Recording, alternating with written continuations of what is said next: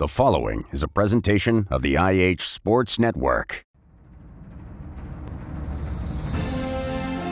You're listening to the Monday Night Roundtable. For the next 2 hours, we'll talk local high school sports with the voice of the Oneida Indians, Tim Smith. 10-5, touchdown, Indians.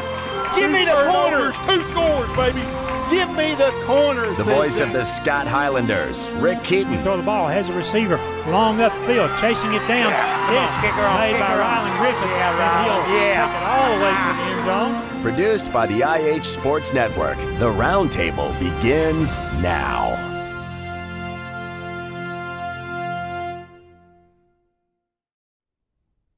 Welcome to the Roundtable on the IH Sports Network, the start of a brand new season alongside the voice of the Indians, Tim Smith, the voice of the Highlanders, Rick Keaton. I'm Ben Garrett. Thank you for joining us. We are live from the C. Michael A. Technology Center in Helenwood, so a big thank you to the Scott County School System for hosting us.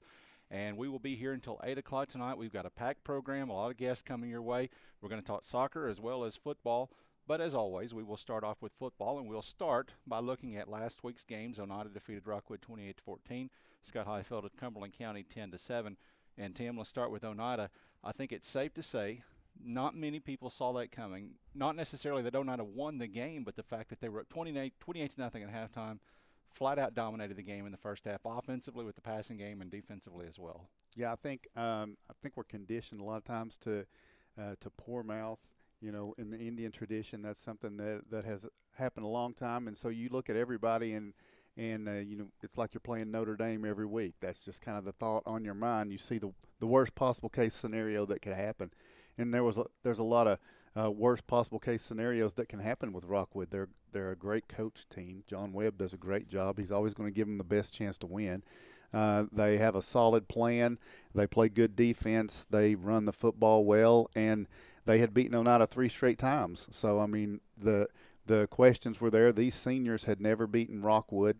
Last year, we said it in the pregame. Coach May also mentioned it in the postgame. Last year, our season pretty much got derailed at Rockwood with a minute to go in the third quarter. When Oneida turned the football over, it looked like they were going to go in for a go-ahead touchdown. That didn't happen. And the Indians had only won 1 game past that point, and that was against Sequoia, who is still winless for the past 4 years. So there was question marks, concern, and those question marks, though, were answered very quickly on Friday night. And I agree with you. It was a surprise. I don't think any of us thought it was going to be the burst that we saw. And I'm just going back and watching the game a little bit. You see we left 3 touchdowns on the field. The first drive, Oneida got the football, the opening kickoff. Rockwood wanted to start and try to set the tone defensively. And Oneida drove down the field. Great pass down to Landon Lindbergh down to the 10, but then penalties kicked in. Oneida got reversed, and they went for a touchdown on 4th down that was called back. Lindbergh made the catch. It would have been a touchdown, but a penalty on it. So Oneida comes up empty on that first drive. So then Rockwood takes over, and Oneida's able to turn them over. And Bo Kidd talked about it going into the game. He felt like Oneida needed to turn them over twice and score on 2 of those. The Indians wound up doing that 4 times in the first half, and turning Rockwood over 5 times, uncharacteristic of the Tigers. But I mean, just it was a strong start from both sides of the football for the Indians. You know, the defense kind of got lost in the offensive fireworks show that was happening there in that first half, but the defense certainly was doing their job, turning the Tigers over. Caden Rector, he was our player of the game, and he just he did what a senior's supposed to do. I know we get to talk to him later tonight. He was the first National Bank player of the game, and he ran the football. He passed the football. He just directed and handled everything, kept everybody calm, did a great job.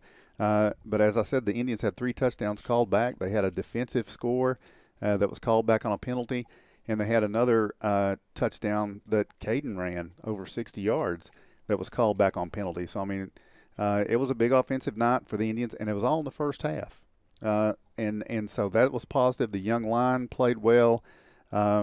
We had good pass defense, good pressure on the quarterback when Rockwood did throw it, and there was good rallying to the football by the Indians' defense. And when Rockwood wanted to try to string it out and get to the corner, Oneida didn't allow it. The corners, Levi James And Landon Lindbergh did a great job of coming up in run support and just really looked like they loved doing it. I mean, just it was like their favorite thing to do.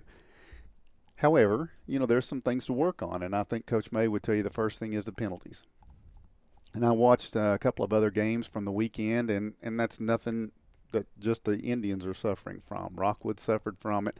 I know I watched a little bit of Eagleton and Tellico, and it was hard to watch the game flow because of the number of penalties. So that's going to be a concern. You had a couple of unsportsmanlike plays that are concerning, because those are controllable. You don't want to have those. You never want to have unsportsmanlike conduct. Luckily, if I can say luckily, both teams participated in it, and Coach John Webb's not going to want that. Coach May's not going to want that. So chalk that up a little bit to early season. My concerns, one of my main concerns, was when Oneida had a 4-touchdown lead coming out in the second half, trying to salt it away, running's not there, and trying to find a way to make the clock run. The defense was doing their job. Rockwood got a couple of touchdowns late, and they were set up, one by a block punt. That happened because Caden had run the football, and that's another one of my concerns. Caden was running a lot late in a 28-0 game, and we're going to need him for this year, and so that's a concern.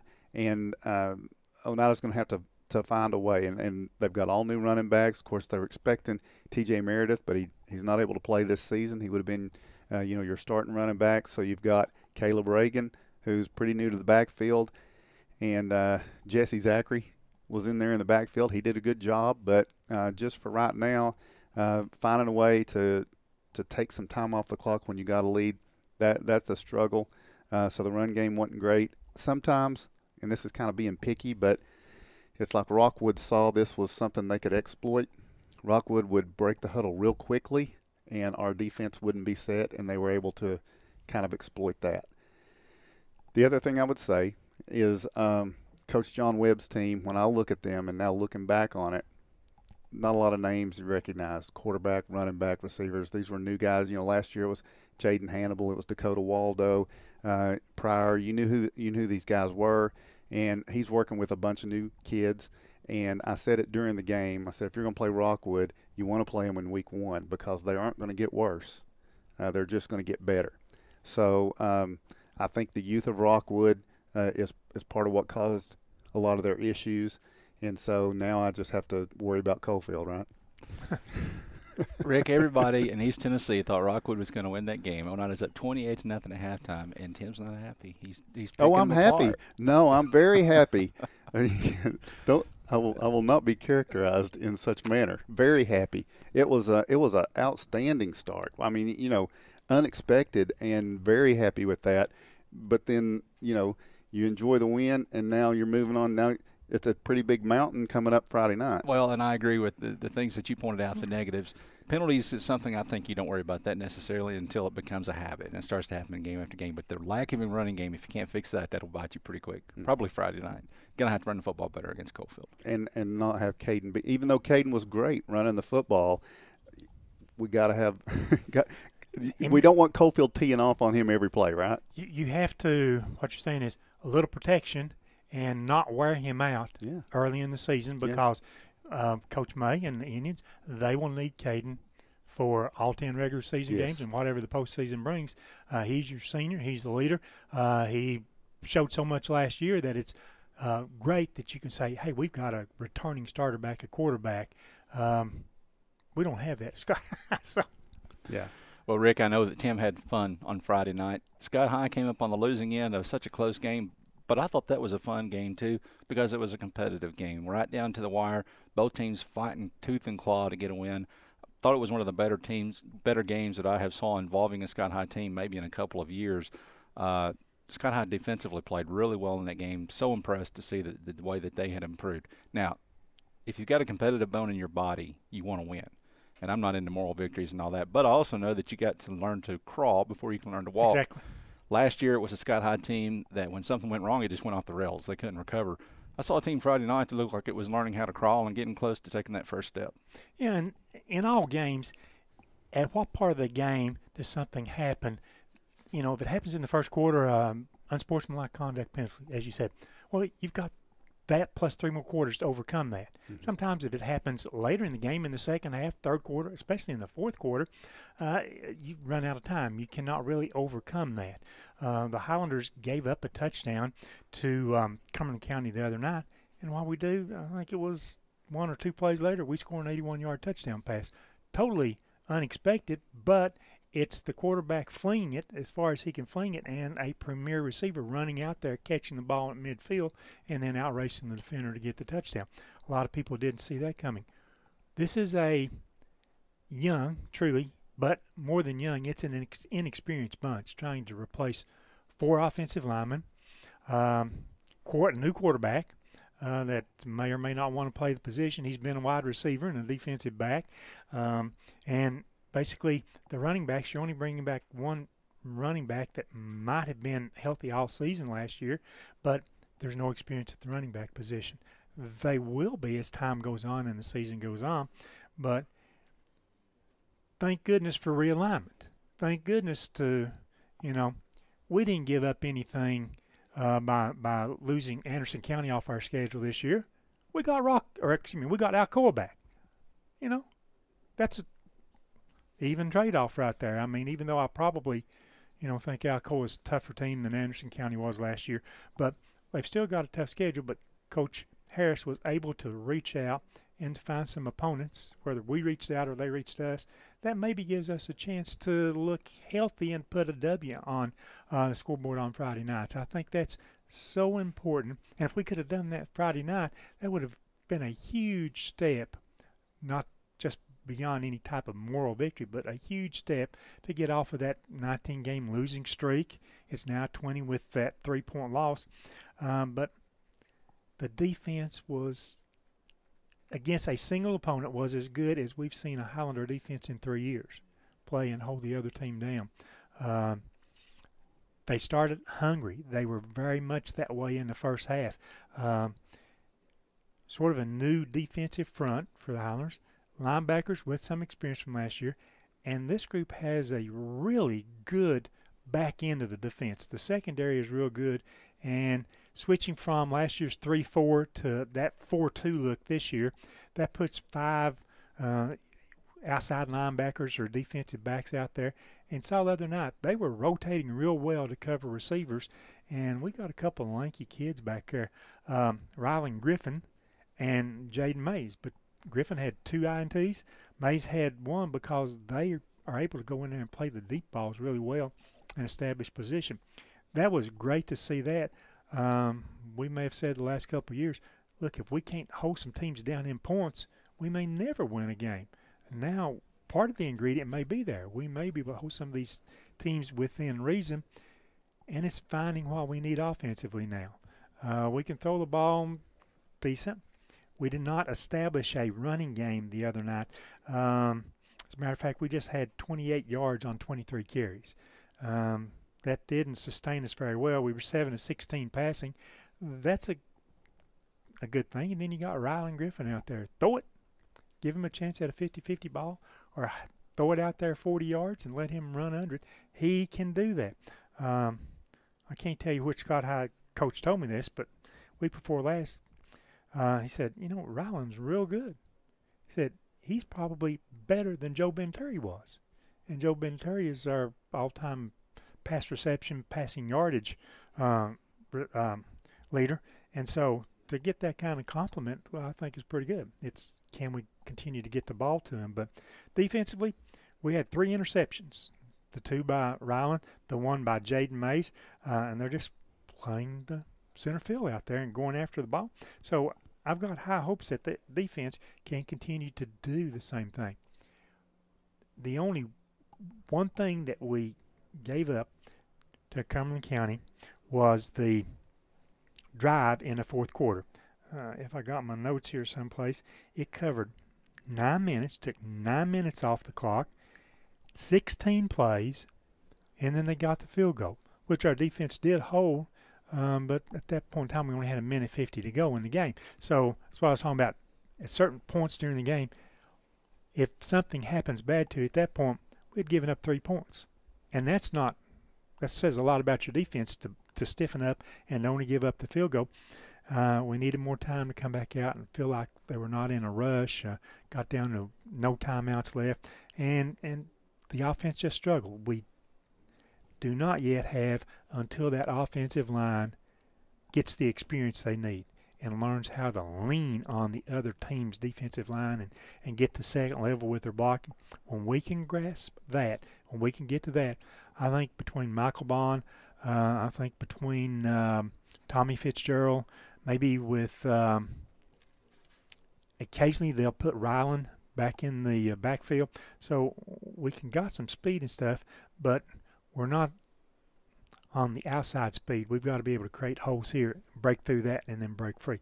When we can get to that point, this offense, we start putting up 3 scores, 4 scores, maybe even 5 scores a game defensively, we can probably keep some of our opponents to that or less too. And that will be, hopefully, the formula. All right, so both teams struggled to run the football on Friday night. I'm sure we'll talk about more of that as we go along. Tim talked about the big game that Caden Rector had. Rick, you talked about the big game that Ryland Griffin had. Both of those guys are going to be with us a little bit later on. We got a lot to come. We're at the C. Michael Lake Technology Center in Helenwood. You're welcome to stop by and join us. We've got Baby J's Pizza. Come by and have supper and be a part of the program this evening. We'll take a break. When we come back, we're going to switch gears a little bit and talk high school soccer right after this. Welcome back to the Roundtable on the IH Sports Network. We are live from the C. Michael Lake Technology Center in Helenwood. I want to thank Trophy Masters for the set decorations that you see here. I want to thank Baby J's Pizza for the pizza. And want to thank Eric Henry from Scott High School, Phil Newport from Oneida for joining us to talk a little soccer tonight. And I'm going to start with Eric Henry, your team Thursday, just because you've coached a game so far, and Phil hadn't. We'll get to that. Your team got the monkey off its back Thursday night with a win over Campbell County. Big win for a young team. Yeah, young team is key there. Most of the time I could have probably 3 freshmen on the field, which, you know, in the past it doesn't matter to me. Whoever's working hard at practice, they're going to be on the field. But graduate 6 starters, that's tough to replace. But Campbell County played extremely tough, and they didn't have any quit in them. And my girls kept coming back, and we had a ton of opportunities. We watched a little bit of film today, the last 12, 15 minutes.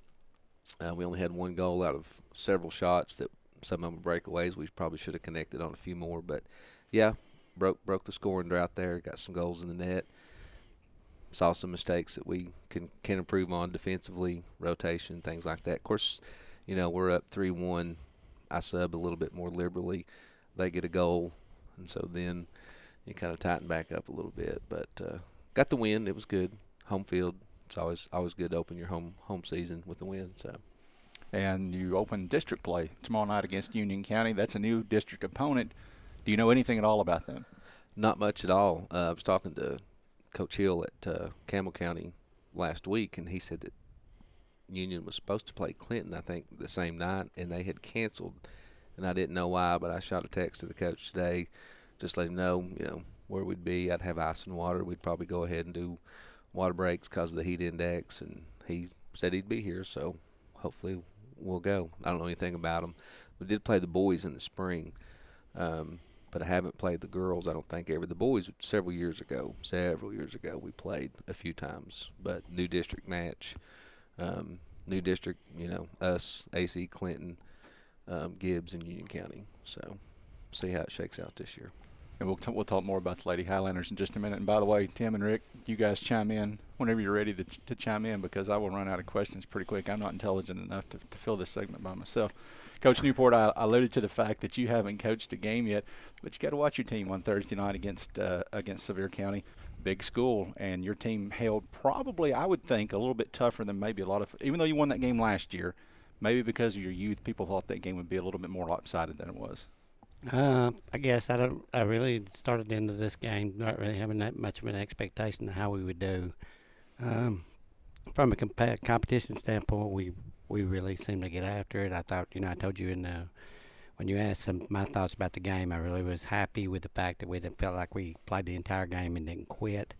I know sometimes when you get down 3-0, it kind of feels like that you know, you're not really playing for anything, not as far as the win is concerned and everything. But from my vantage point, from where I'm watching the game. I thought our effort was pretty good. It was improved from when we played over in Sky High's play day. I felt like our effort was down a little bit, and we needed to pick that up, and so the kids got that done. I was happy with that. So, and just like Scott High, you're battling a ton of youth and quite a bit of an experience as well, replacing a lot of starters from last year. Sure. And we're going to try to lean on. We've got a senior class with about six or seven kids in it, and we got to lean on somewhat on their experience that they've had before while we watch those younger players, some of our younger players growing up. We've got, both ends of we've got a senior class with 7 players, and we've got a freshman class with 11. So we've got a lot of kids that are on both ends of the thing, and the other class has got about 5 or 6. And so we're going to have to be patient. We're going to have to wait a little while and let those kids develop and grow and everything. And we talked about that. We had some conversations about that. I said I'm going to be patient and wait for them to start watching the game develop because, you play in high school. It's so much different than it is in junior high. Things you got away with in junior high, you're never going to get away with in high school. So we're going to let those kids grow up a little bit and see how they go as the season goes along. But, the top half of our schedule as it currently set is going to be pretty hard for us to compete on a day in and day out basis, at least until we get back from Gatlinburg. You went into Thursday's game, I know, still shuffling some pieces around and trying to find where the best fits would be. Do you think you're closer to finding those fits now than you were then? Some. I felt like my coaching staff was on the field when they were playing. I thought they did a pretty good job of mixing people, and I saw some spots where I liked where people were starting to develop a little bit. I've got, quite a few players to choose from as far as where they play and whatnot. But I need to find the absolute best for this team right now for us to succeed. Whether that means wins or losses and everything, we're going to all try to continue to build towards the end because the end's what's going to matter for us. And since I alluded to the fact that you weren't there Thursday night, Phil was serving the second game of a suspension that goes back to last year, and I'll just say why you were suspended. You don't say anything because if you say anything, TSSAA will just fine you. But he was suspended because a player who went in the game late, of a game that had already been decided, had a piece of jewelry on, and so that he got a second yellow card and was suspended. I can say that was ridiculous. You can't say that, or else you will. I won't. I may have gotten coaches in trouble before, so we'll not go there. Surely not. Surely not. Anybody that knows me knows that I like to complain about soccer officiating, but I think it's justified. But anyway, we'll leave that alone. Both of these two programs, you go back since 2017, that's when TSSAA went to the public-private split. In the old days, you two were in the same district, and then you had those private schools from Knoxville, and it didn't matter how good you were. You weren't going to get past them, and so your postseason was going to be pretty shallow. You weren't going very far. Nobody has benefited more from that split than your two programs have. But now this year you're both battling so much inexperience and graduating all those seniors that have been so good for the last few years. Eric Henry, I asked Coach Newport if he had found his pieces where he wants them to go yet. You've been doing the same thing. You've been shuffling things around. You moved Angel Cooper up front to the middle last week. She made you look like a genius coming through at their first career goal. Yeah. Do you think you're finding the places where you want your players to fit in? Well, about a month ago, Anderson County had a play day, and we were over there. They were short 20-minute games, and we did not gel, didn't play well together at all. And so I was trying to find speed in the back to help cover going into the season. I think I told you the only person that really had a starting position that knew where they were going to be playing was Bella. And she put a lot of work in this summer. Went to camps and different things like that and worked on her game, and you can tell a huge difference from, as a freshman being thrown to the Wolves to last year to this year. There were, some games that she made poor decisions the last 2 years that cost us, and then the games that we've played in this year thus far, Bella's the reason we didn't get mercy ruled or we didn't lose a game. She's made some big saves. Only asked her one thing last year, and that was to grow. She didn't do it. So, but she's working on her jump. She can almost get to the bar and save balls that are up there. But if it makes you feel any better, Sims hasn't either. Yeah. Not that I could, out jump anybody with my 2-inch vertical, but then and you're as short as they are too. Yeah, I like standing next to Bella in pictures because I'm taller than her. But Henson and Rachel and some of those girls, I'm out. But then we had the Clinton play day, moved some people around again, and then just eventually just had to put Alyssa up front because she gave us some speed. Ellie had the ASO injury from her sophomore to her junior year, and she's never really got back to where she was. Rachel and Henson can cover a lot of ground because, you know, they're really long and athletic, and both can shoot from a distance. Ellie can shoot from a distance. But I had to have somebody that would break open, and that was Alyssa. So moved some people around, find somebody that could play the outside back for us, because Kenley and Riley have done a really good job of playing off each other and kind of reading and knowing who needs to go up, who needs to stay, and rotating well. And then, you know, Angel, she was in the back, been in the back, and that's where she's been. I moved people around. Rachel and Ellie, or Rachel and Henson's been our center mids. Aaliyah Jeffers, true freshman, came in, and I tried her out at wing and different, you know, and even up front a little bit, but she plays so hard all over the field that I normally don't take her off unless I can just, if it just hits me, I need to give her a break. But she covers a lot of ground and plays a lot of defense, and she gets up on the wing. She's really good tight dribbler. She's good in tight spaces because she keeps the ball underneath her. Some of these girls, you know, they don't have great control touches, and it gets away from them. We looked at that on film today, but we're trying to find ways, and I think we're kindly settled. I don't know where Kyla's going to fit in. Sometimes she's in the back, sometimes she's on the wing. It just depends. Haley Butler's kind of stepped up. You know, she's got to improve. She's just a sophomore. Phil was talking about his numbers. I got 3 seniors and 2 sophomores, and then a big junior class and a bigger freshman class. Beginning of summer, we had about 23, and we're down to about 18 right now. So, you know, the heat gets some people. They don't always make it through late July. And that's the smallest team you've had in how long? Smallest girls team I've had in probably a decade or more, because we've always had, you know, big classes that came in. And, you know, this is a big freshman class. We just don't have many sophomores. We had some that didn't. But this senior class, it's always been Rachel, Ellie, and Cooper, and that's been it for the last 3 years. There might have been a couple more when they were freshmen, but they didn't play after that. So you've got Anderson County tomorrow night, Phil. That is a district opponent for Scott High. It's a non-district opponent for you guys, but you've been playing them the last several years, had some good close matchups with them. What do you expect out of them on tomorrow night? You know, I know they've got a lot of speed up on the top. We scored against us last year, both times on breakaway, so we've got to really kind of close that down a little bit. We're probably going to go back tomorrow with some kids that are a little speedier at pullback spots and see if we can mark a little better in the back. But, you know, I mean, again, it's for the time being, for us, everything is a learning experience. We're going to try to keep improving. The results may not show up on the scoreboard. I've said all along, I thought the game we played on Thursday, I said the score indicated with 3-0, but it felt like it was more like a 1-0 game and everything. I thought the girls did a good job competing. We got some calls that went against us and stupidity in the box, you know, where we slid into a player and they got the PK. So we were our own worst enemy in a lot of ways. And I think, you know, tomorrow night I'm hoping we can kind of minimize some mistakes that we make and do a little bit better job defensively and maybe generate some offense. There was some shots that we took and go on Thursday. I mentioned Avery Rector. She banged one off the side of the bar and that did not go in. Excellent shot and everything, but we're getting there. We're getting there, and it's going to take some time and everything. I told the girls, I said, we're not going to point fingers at each other. We're just going to try to build and see how we can get as better as a team. And as we go along and everything, if we lose games and it teaches us something for down the line, then we're getting what we want. So, you know, AC is just the next lesson on our schedule right now. Then you go to Gatlinburg this weekend, and I don't know if you're the only single A team over there or if they just wanted to schedule you against the biggest teams that they have, but you got Stone Memorial, you got Ray County, and you've got Dixon County. 3 games in about a 20-hour span, maybe a little less than that over there on this weekend. That's going to hurt. Our fitness is not prepared. I mean, you saw us when we played in the Sky High Play Day. By the time we had the third game, completely out of gas, nothing left in the tank. The heat took it out of us.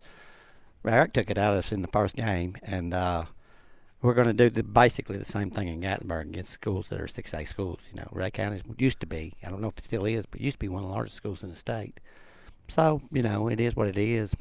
It's going to be hotter on that turf, too. It's going to be hotter on the turf. I just think of that. Yeah. And so we're going to go up there hopefully give a lump, take some lumps, do whatever we need to do while we're there. But again, it all goes back to when you get to my district schedule. I'm hoping to build well enough and develop the competence that my kids can pick up as we go along. By the time we play Kingston again, we'll give them a much better matchup. I'm going to close with this, and I want both of you guys to chime in on this. Soccer in Scott County, especially girls soccer, and I've said for several years, Scott County is kind of a soccer community, and that goes back to Mike Swain and the Swain family and everything that they did at the ASO level, and it's transitioned to the high school level. Then once that split took place that I mentioned in 2017, and you got the opportunity to compete for championships, both of these programs have taken advantage of that and have competed for district championships and beyond. Soccer has always been viewed as a lesser sport. You know, football's your money sport, they always call it. Usually basketball comes second. At the college level, then you got baseball third. I think at the high school level, it's a little more even between baseball and soccer. The crowds have gotten bigger over the years, but there's room on the sideline for even more folks to bring out their chairs and come out for these games. And it starts tomorrow night. Both teams at home. You guys start at 6. You guys start at 6:30. What do you say to folks that have not been out to a soccer game? Because girls soccer is really exciting. It is. You know, whichever sideline you end up on, if you want to come to both, half and half, you're going to see good soccer whatever night you show up, Scott Higher Oneida.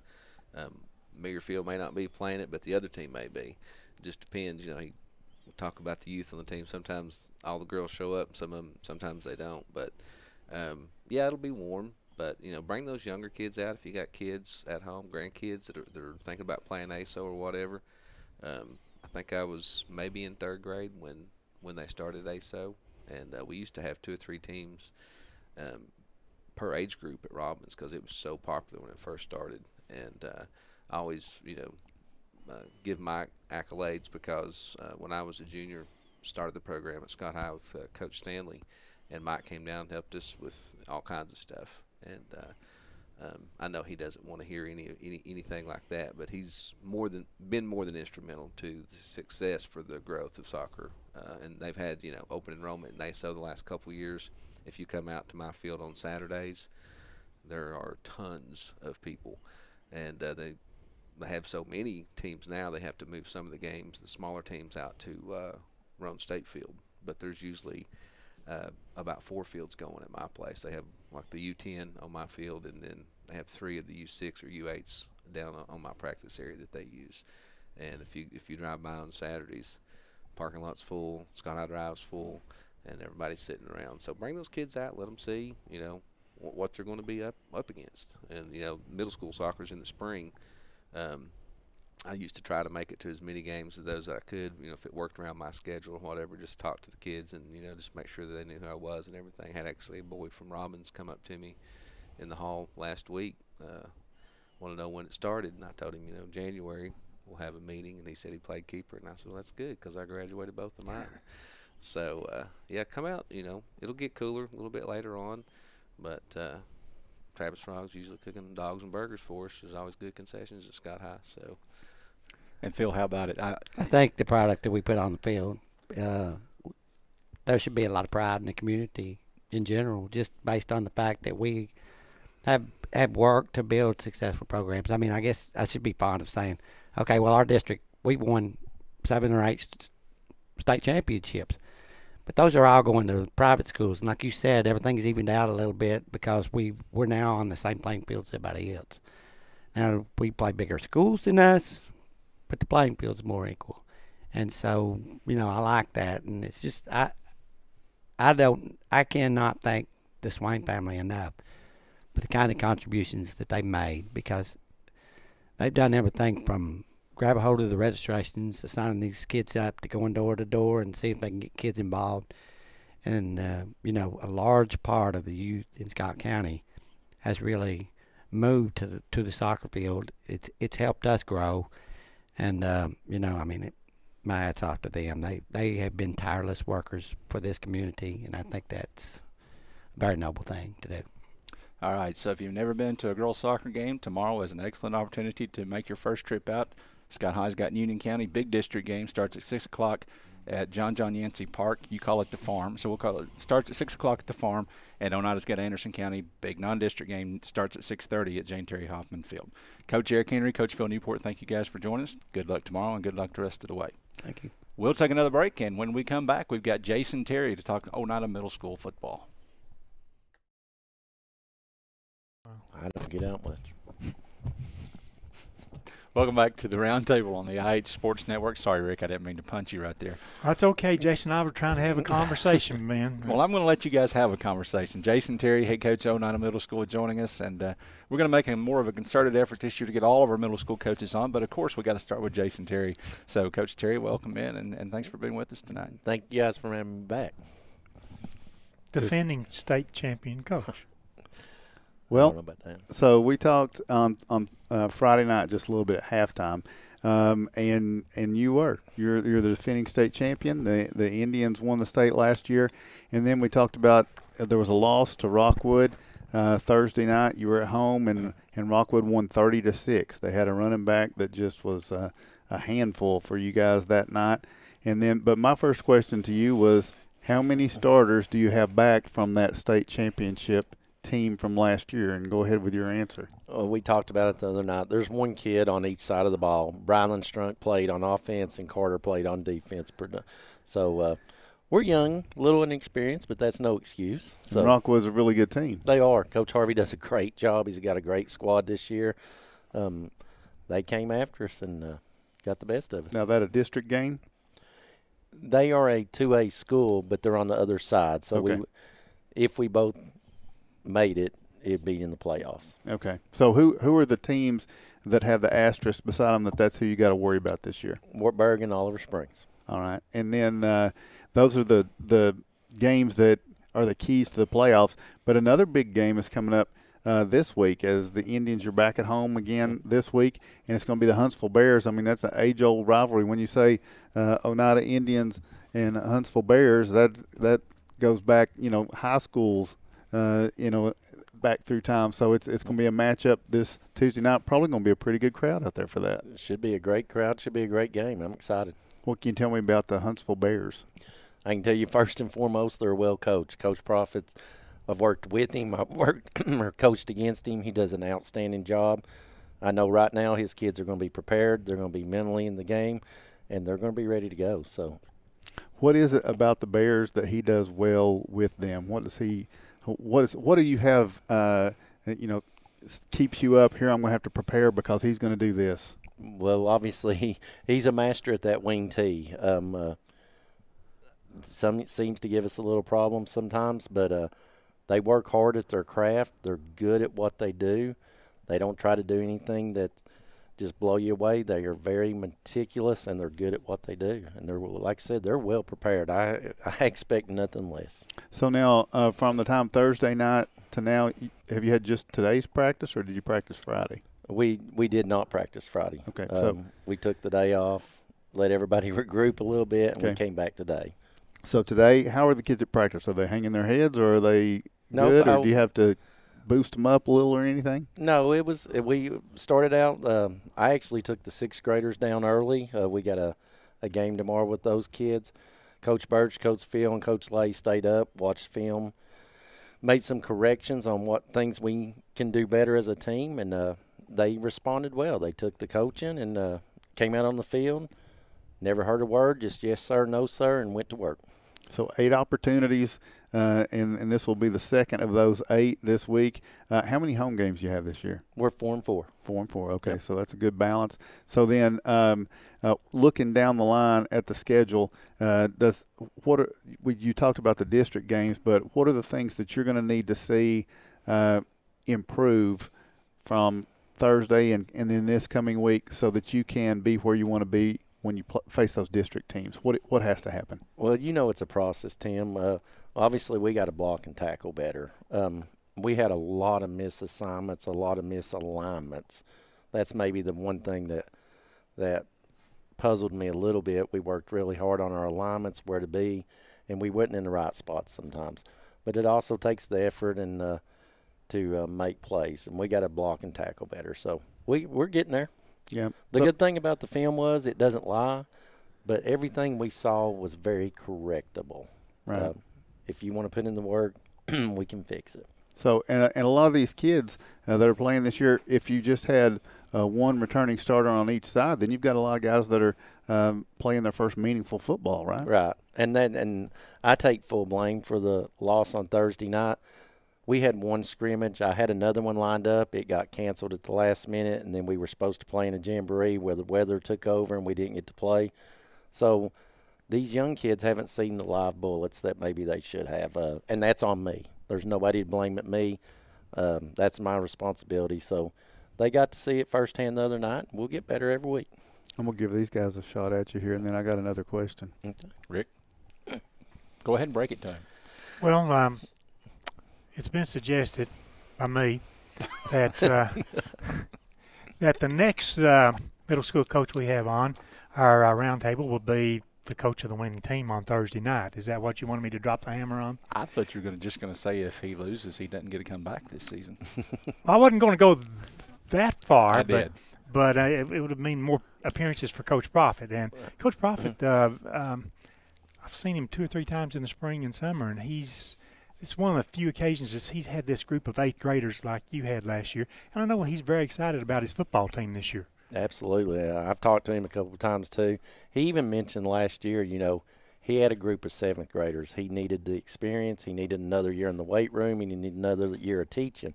And he's got them, and I can tell you they're a phenomenal football team. They've got it from top to bottom, so we got our hands full. He does a great job, like I said. He works diligently at it all year long. Looked good against Birchfield the other night. I didn't get to see that, but I heard that they played very well. Well, I'm going to turn to the high school field just real quick because a lot of your guys from last year are on the high school team right now, and you watched the game Friday night. One of the concerns I lined out in the opening of this, my concern was in the late going of the game, and we've got a 28-0 lead. We're trying to, salt that away and try to run the football to try to do that, and we struggled to do that. It seemed like Caden could run it, but it seemed like it wasn't happening. I mean, Caleb Reagan was running pretty well. He was falling forward for a couple of yards when he could, but what about your freshmen? What freshmen do you think pretty soon we're going to be seeing? I think we saw some of them Friday night hitting the field, but who do you expect to be the first ones out of the gate that, judging from what you saw Friday, that we're going to have out there? Well, I don't want to speak for those guys. They do a tremendous job on their own. I just try to get them ready for those guys and let them make the decisions from there. But you did see a few of them on there. I noticed Xander had 2 or 3 tackles on special teams.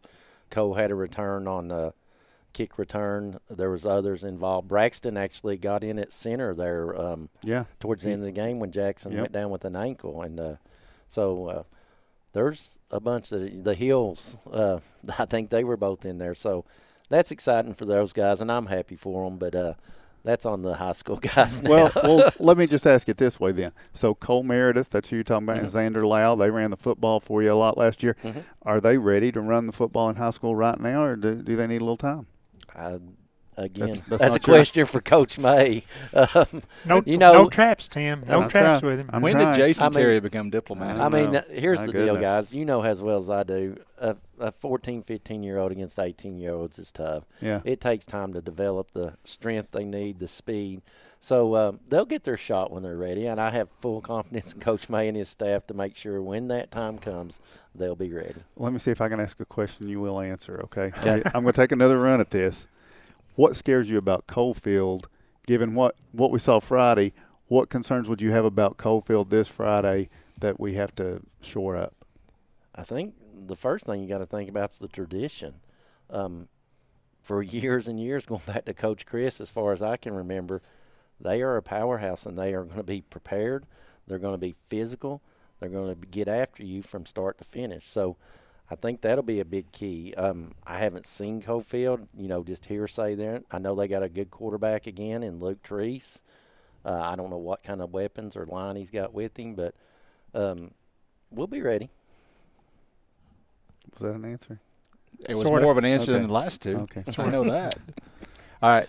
Before you leave, Jason, I got to ask you, every year on our pick'em panel, which these guys are now a part of, we bring in a student representative, and this year it's your daughter, Analia. She's a softball player and basketball player. I just want to know, does she come to you and ask for advice on her picks, and do you give it to her? She does ask. I do give, and she neglects to follow my instructions. Smart. She's very smart, a lot like her mother. Yeah. I would agree with that. So I don't know exactly. She may be in last place. I don't know where she's at. No, she's not. No, she might be tied with me. So that keeps her from being technically last place. I can tell you who's last place this week was John L. Strunk. So, so he's got some catching. Now, I did see this week's picks, and that's tough. I wouldn't even know where to start there. Yeah, we're going to get to those games. We're going to slide a couple of cheerleaders in here in a minute and make them pick and put them on the spot. So there are some tough games this week. Should be a good week of high school football. All right, Jason Terry, thank you for joining us. Good luck Thursday night against Huntsville, and I'm sure we'll see you back before the season's over. Thank you, guys. When we come back, we're going to be joined by our First National Bank players of the game from last week, and that would be Oneida's Caden Rector, Scott High's Rylan Griffin. Back after this. Welcome back to the Roundtable on the IH Sports Network. And as we get started with the second hour of our 2-hour program, let me take a quick moment, guys, to thank our sponsors who are going to be sponsoring the Roundtable all year. You've been seeing their ads during the breaks, but those include First National Bank, Twin K Construction, Plateau Drug Center, and Scott County Pharmacy, Razak's, Mark's Family Pharmacy, El Rey, South Fork Physical Therapy, Tommy's Motorsports in Clinton and Crossville, Lori Phillips Jones, and Mountain People's Health Councils. And now we're joined by our First National Bank players of the game, Caden Rector from Oneida, Rylan Griffin from Scott High. Both of you guys had phenomenal games. Rylan, I thought that was probably the best game of your high school career because you were all over the place, but offensively and defensively. Caden, you had some big games last year, so I don't know if I would go so far as to say that was the biggest game. I'll let you say. Where does it rank? I think that was definitely my best game so far. It honestly surprised me how good I was doing at halftime whenever I came out and Eli told me my stats. I was like, wow. So, yeah, that's definitely my best game so far. All right, starting with Caden. All right, here's my questions, Caden. These are going to be easy, okay? All right. One, did you watch the Legend segment with your aunts and your mother? Yes, did they do a good job? Yeah, okay, yeah, they did. That's the number one question I had to ask. You can run, you can pass. Which one do you enjoy more? Probably passing, because I like to throw to where's he at? Them Levi and Landon, wherever they're at. Yeah, they're there. I love throwing to them because they can just blow right past the defender, and it's easy touchdown just about every time. All right, we got a room full here. Yeah, we can point that out. Caden's got a cheering section here for the interview tonight, for the player of the game interview. So you'd rather pass. You're pretty good at running though, and Friday night you had the 3 touchdowns passing, the 1 touchdown running, but you had a touchdown running and a touchdown passing called back, right? Yeah, I did. So we left a couple on the field, and then a defensive touchdown as well. So you talked about that maybe being your biggest game. I'm going to agree with you because that's a big moment. You know, we're coming off a 4-7 season. Rockwood's the one that derailed it a year ago. We all remember that, and it just kind of took the air out of everything. And I was really shocked at how, not that we won, but that we came out and just put the foot down on Rockwood like you guys did. Did you expect that? Yeah, I actually did. We came into the week knowing that we had this game on locks. We're going to win this game. And we came out with just a bunch of energy, and we was all ready to be there, excited to be there. And that helped a lot throughout the game, and it showed. I mean, we would have put up like 49 points in the first half without all the penalties. Yeah. So, I mean, it was definitely we wanted everybody to know that Oneida football we're trying to bring it back. Yeah, I mean, there was disappointments, and you all didn't let it affect you. I mean, that first drive, they kick off, and that first drive, and you get a touchdown pass, but a penalty negates it, and then you're up 7-0, and then 3rd and 25. Let's talk about that play. It wound up being the play of the game, and Ben asked me what's the play of the game, and it's hard to pick because there was 2 beautiful throws, one to Landon, one to Levi, just in stride, making those catches for touchdowns. Those were great, but to me, we're up 7-0, and it was the play that kind of said, "Here we are. We're going to be here all night." It's 3rd and 25, and you hit Zachary. Talk about how that unfolded. Well, it wasn't originally to him. It was supposed to be a middle screen to Frazier, but they jammed that up, so I dumped it off to Jesse, and he just used his speed and his strength to run right past everybody, threw a couple people off him, and just looked like a grown man out there running down the sideline. Yeah, I mean, he absolutely did. So I'm going to ask you a couple of questions about your receivers. Tell me a receiver that we didn't hear much from and it can be running back or receiver, okay, but catching out of the backfield or a receiver that we didn't hear much from in this first game, but we're going to hear from them before this year's over. Who is that? Well, I probably got a couple for you. Okay. First off, probably Josh Cole, because he's small and it's easy to lose him as a defender, and he'll get open, he'll make plays. And then we got Bronner. He can out-jump just about everybody out there. He uses his size to his advantage. Riley Gibson, he catches any ball that's his way. Like, we make a joke that, like, when I'm just scrambling around, like Riley's down there somewhere, and just throw it up and he'll make the play. And also Frazier. Frazier, if we get him involved, he'll be fun to watch. So a lot of choices. Yeah, a lot of weapons. So tell me this: which is the one that comes back to you every time and says, "I was open," and just complains that they don't get the ball enough? Josh Cole. He's the chief person there. Okay, all right. Do you ever think about, this is my senior season, and try to take it in, or are you just all business when you're out there and you're just thinking about executing the play? Oh, while I'm out there, I'm all business. Like, when I'm off the field, yeah, I think about how this is my last year ever doing this. And I think that puts more drive into me. I want to be a better player for the team and for myself this year. So that's my goal going out. I just want to give it my all.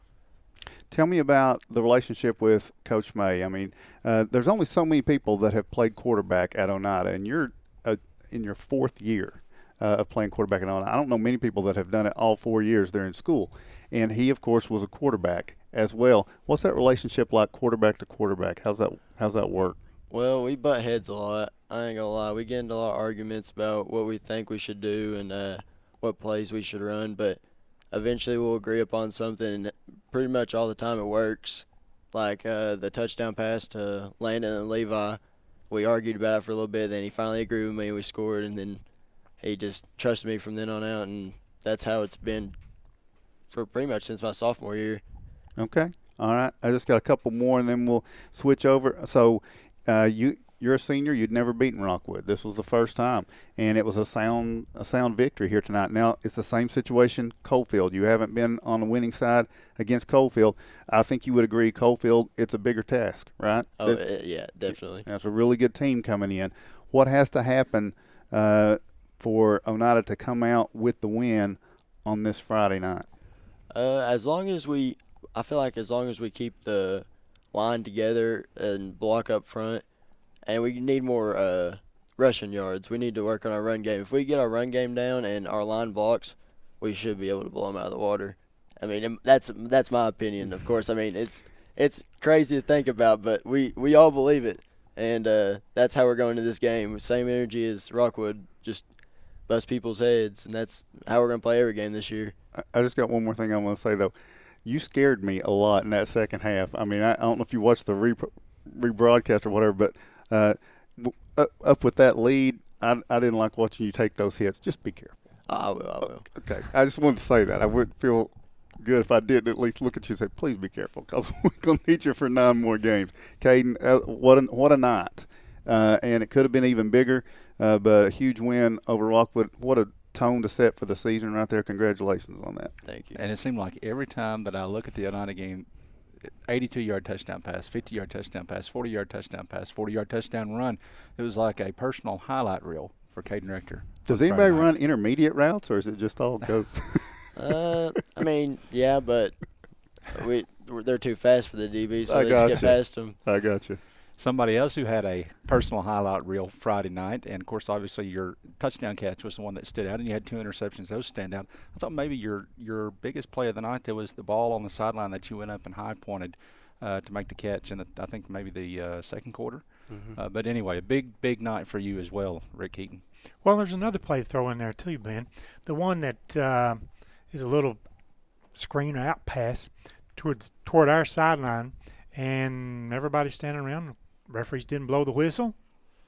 Maybe your arm is down, maybe not, but you kept right on going, and 60 yards later, they finally, I think, pushed you out of bounds. So 3 big passes, especially like that. But, tell me about that particular play, Rylan. Why if you just thought, hey, I'm down, or you were listening for the whistle, tell me about that. Well, I thought I was down personally, but when I went on the ground, they didn't blow the whistle, so I'm glad I knew the rule. So I got me an extra 50 yards on, made a play. Yeah, and we're sitting here tonight. Would you have thought, hey, I've got more interceptions than I have touchdown passes? No, I'm not a defensive guy. If you watch me, you don't know I'm an offensive guy. Well, you're an offensive guy, that's right, but you have the smarts to play that free safety back in that one deep coverage. Mm-hmm. I think you do a real good job reading the play and flowing from side to side. And then you've got a guy back there that resembles you a lot. You weigh 5 pounds more than he does, and that's Jaden Mays, and he does the same thing. He's got the make-up speed, and he's got the jumping ability to get back and defend on long passes, such as what Cumberland County threw against us the other night. Yeah, Jaden can definitely make plays on offense and defense. He's really good on defense. I think he's actually starting this year. Not this year, but this week on defense. I expect him to make a lot of good plays on defense this week. He really showed out last Friday. Well, he tackled well. That has been his weakness like last year. But the other night I thought he came up, supported, and tackled real well. Oh, yeah. I was on the sideline because, I was out of breath after that touchdown pass, and I seen him just fly down 100 miles an hour and just hit a dude. Defense. I think everybody was very happy at halftime at the defense. Cumberland County had 5 possessions. They had 6 possessions. You forced 5 punts on those 6 possessions. What was the mood in the locker room and the kids talking about the defense? We was all just really confident in our defense. We knew it was going to be a defensive game from the first quarter, so we really just talked about defense in the locker room and, what else we can just improve on and just many other things. We knew it was just going to be a defensive fight. Did the team we sort of thought it. One of the coaches told us that. Did the team get tired in that fourth quarter stretch when the Jets had that 16-play drive? I think we may have got a little bit tired, but we definitely didn't go down without a fight, I would say. We held them to a field goal. We stopped them on the goal line. I think we did pretty good. We may have been a little bit tired, but I don't know. Going to roll over to the offensive side of the ball a little bit. The long touchdown pass you had, is that about as far as Landon can throw the ball and all you have to do is catch up with it? No, he can throw farther. He can throw farther. Okay. I think it was just a good pass. Well, it was certainly a good pass. He laid it up and you got to it. And I watched that over and over 2 or 3 times over the weekend, and I'm thinking, 1001, 1002. And on 3, he's throwing the ball. Mm-hmm. It's leaving his hand and it's just sailing out and somewhere across the 50-yard line, and you're behind their DBs and make the catch. Did you know you had a player that close to you that potentially could tackle you at about the 30 or 40-yard line? I knew he was close, but I knew he wasn't going to make the play. I knew I had the touchdown. I knew I had him inside. Who else do we want to mention that had a good offensive game for the Highlanders Friday? Honestly, everybody. The linemen, running backs, quarterback. It's a team effort. I just think everybody played good on offense, just their defense stopped us. I'm going to play a little advocate both ways right here. You're a senior, one of 9 on the Highlander team. Let's talk about strengths and weaknesses. What do you consider as strengths for the Highlanders this year? Definitely our defense. Our defense is better than our offense. We did really well on defense. I think we got a very strong DB core. Yes. Very strong. Yeah. I think we got a good DB core. Okay. Pitching that over a little bit. The weaknesses, the things that need improvement, not only this week, but, in the weeks to come. I think offense was our main problem last week because obviously we didn't score as much. But I think if we get the run game going and not just the pass game, I think we could be very successful. Right. The backs that make up the run game, you've got, TJ, Tommy Fitzgerald, that started. Then you've got Michael Litton that plays a little bit. You're going to have Alton Whaley back there a little bit, and occasionally you end up in the backfield. Sometimes we might throw a little trick play back in there just just on depend how coach is feeling. Okay. Can we expect more from those backs as they, they've not had a lot of experience, I guess, out in the most experience, and then others have had injury. Can we expect that group of backs to get better? Oh, yeah, they're most certainly. They're learning every day. Every day in practice they're learning what they can do better. We have an amazing running back group. I want to go to defense again. I think we've got a good back end of the defense, but I think the linebackers, if the defensive line can just hold up against the other team. I thought our linebackers were particularly aggressive the other night and found the ball carrier, or wherever they needed to be to make the tackle. Yeah, we got a couple different linebackers that sub in. So not, just two people are gassed the whole time. Mm-hmm. So I think it keeps the excitement level high, wanting to make a play, wanting to stay in longer. Mm-hmm. So the linebackers definitely did rally to the ball Friday. HL refers to that as we've got one group of big and one group of small linebackers. Is that pretty much you get the two bigs on the field at the same time, then you get the two quicker, smaller players there? Yeah. I guess you could put it as a younger group and an older group. Okay. So, of course, that would be Whaley and Fitzgerald would be the seniors. Bigger group, and I think it's Desmond and Chase, which Chase is a senior, but he's stout. He's stout. Mm-hmm. Your opponent this week is Eagleton. We don't know much about Eagleton. Tim sent me a clip. I still haven't been able to watch it yet. New varsity program at Eagleton. I'm sure the coaches have came up with some film. What have you, just quickly looking at Eagleton, what have you noticed about their team? Well, I feel like we really focused on watching their offense today. They like to throw to their slot receiver, number 11. Yeah, I think he's pretty quick and fast, so they got me manned up on him this week. So a little different role for you is this week. Yep, they like to pass it this week. Well, good. One thing that you want to mention for us to be successful this week, what's the one area that if we do well, we can win the game?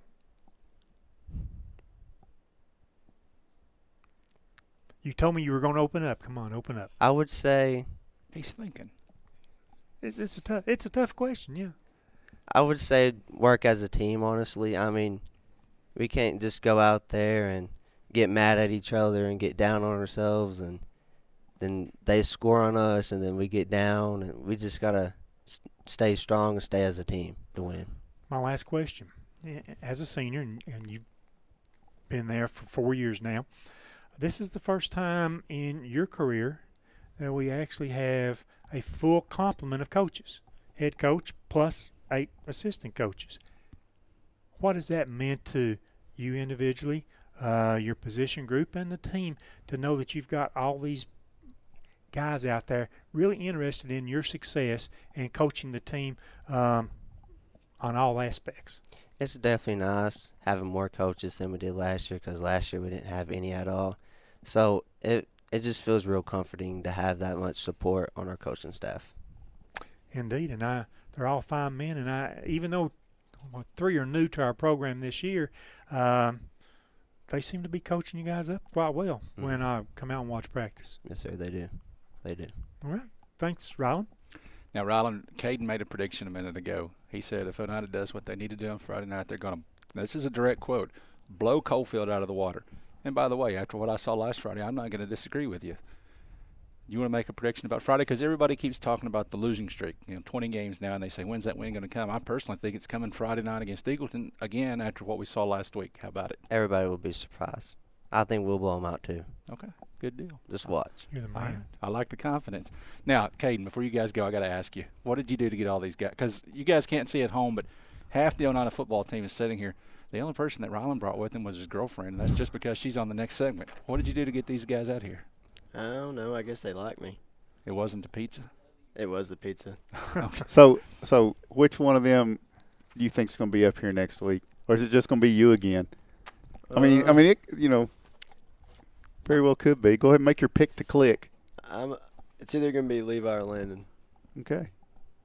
It's going to be one of them too. But they need you to be part of that success. Oh, I got him. I got him covered. Rylan, can I ask you one question? Yes, sir. I don't want you to throw down your headset and stomp off the set like they do in politics or whatever on the touchdown, because HL and I were arguing about this, okay? He says the snap was slow. Did you start early? I went on the clap. Okay. So, snap was slow. That's a good answer. All right. Caden Rector, Rylan Griffin, congratulations to both you guys on really big games Friday night. Hope you duplicate that performance this week. We'll take another break. When we come back, we're going to bring in some cheerleaders as we get ready for our final live segment of the night.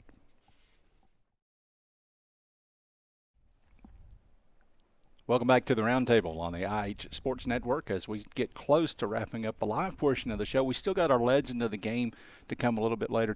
Tim's going to talk about that in a few minutes. Right now, we're to the part where we talk about our picks for this next week's games. It's a great week of high school football. And you guys, by the way, Braylon Bird, senior cheerleader at Scott High School, is with us. Lexi Buttram is a junior at Oneida. Thank you guys for joining us. You guys, I don't know if you ever watch College Game Day, but on College Game Day, they bring on a celebrity at the end to make picks, to help them pick the winners of the games.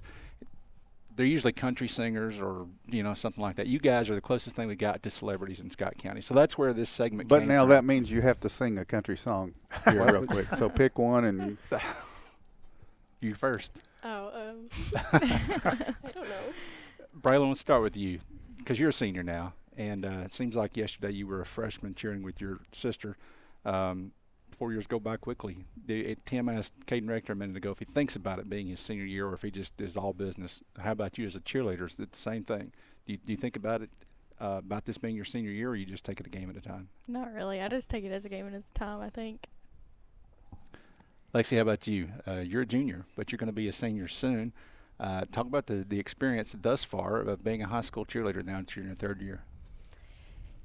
I love it. I love cheerleading. It's always been good. What did you?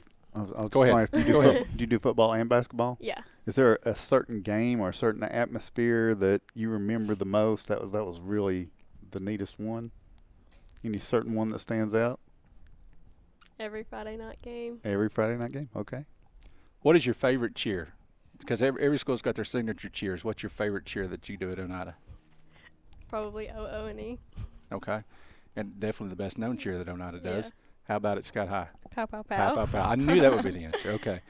All right. Now, last year we asked, and Tim got on to me for asking, we use this segment to talk about is cheerleading a sport, because that's always the big debate.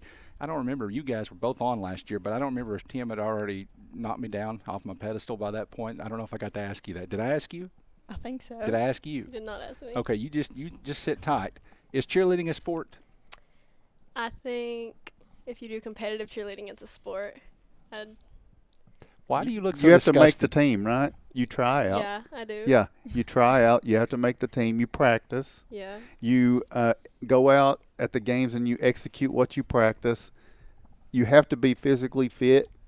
You have to have skills. It is a sport. Let me add it's to not that. even. Let me it's add the to silliest that, question you asked. I can't believe you even brought it up again this year. How many football players, and I'll use it inside a gym example, can do backflips down the court? How many football players do we know? I don't know any. I don't know any. I can. Do you I'm not a agree with football that, player. Brother? Yeah. I mean, that makes it. Ben, you can barely walk. I saw makes it you a real today. sport. You can barely walk in here. Why does he get so offended with that question, Rick? It's just like last year. I was cut from the cheerleading team in high school. I'm Now- bitter. Well, see, I'm I still didn't know bitter. that. No. Okay, you guys as cheerleaders, you spend most of your time with your back to the field looking at the stands. When Rylan Griffin made that big catch, 81-yard touchdown catch to tie the game in the fourth quarter, did you get to see any of it at all, or did you have to wait till I the spend game? most of my time turned around. Okay. All right, now is that typical for every play or just while he's on the field? Just while he's on the field. Okay. But he's always on the field. He's offense, defense, special teams. He holds for point after kicks, kick return. So Pretty much, I'm always turned around. Okay, that's the question I was getting to. All right, we're going to get into our picks. Before we do this, Tim Smith is worried that somebody out there is going to see his picks for this week reveal because he's serious about winning the pick and panel. There's one guy who has not turned in his picks this week as of now. I'm not worried about him. His son is sitting back there. So I'm not worried anymore. Because you're here, I know he's watching. So I just want to take this opportunity to say Nate Brennan I'm gonna throw you under the bus. If you don't get your picks in by the time this segment is over, and they're not in my email, then we're going to dock you a couple of games. Is that fair? He's a Notre Dame fan. Is that right? That's why we've got. Yeah. You should add 2 games for that. Yeah. So we had him on the panel this year. It's kind of like affirmative action. He's a Notre Dame fan. You got to have the Notre Dame representation. There's not many of them, right? So that's why he's on the panel. So, okay, now, depending on how you do with these picks, by the way, we may let you take his place. He struggled last week, so that's why Tim said he wasn't worried. So we may let you take his place. Guys, we do have a big week of high school football coming up. Let's talk about the district games real quick. Tim, I won't ask you to reveal your non-district picks. That may be where the biggest games are at this week. Anderson County game, the Fulton game. There's some big games out there. But let's talk about the games within the district, and let's start off, just hush. Let's start off with Oneida. The Oneida District, Region 2A, or 2-2A, Walker Valley and Polk County. Polk County, they absolutely rolled last week over Copper Basin, 48-13. I don't know anything about them. I do. I talked to the coach. He's a super good guy. The field is named after his dad. I mean, the comparisons just go on. They run a wing tee. He calls it a little something different. We talked about it in the season preview, but I'm not going to went into that. Copper Basin is an in-county rival, so that's what happened there. They're a much bigger school than Copper Basin. Walker Valley is a big school. Known more for its band than its football program. Are you asking me to guess the game? Guess the game. Where is it? It is at Polk County. I'm going to go with Polk County. This is so unfair. First of all, let's get your pick, Rick. Polk County or Walker Valley? I don't know anything about either one of them. See, I don't either. Who's the home team? Polk County. I'll go with Polk then. And that's why it's so unfair. If we're sitting here and we know nothing about them, you guys know nothing about them. I know about Polk County, but not Walker Valley. You've had your turn. Polk County or Walker Valley? I'm going to go Polk County. Walker Valley. You just got to be different, don't you? That's the right move. I want to change my pick to Walker Valley. That's the right move. Because she picked Walker Valley? Exactly. Okay. Well, all right. Tellico Plains and Sequoia. Tellico Plains is a team that a lot of people think are going to be probably didn't think we're going to be in the running for a district championship. But maybe they're thinking that now because they took it to Eagleton. Granted, Eagleton is a new school, or a new program, not a new school. I had to go first last time. Do I have to go first this time? Tellico Plains or Sequoia?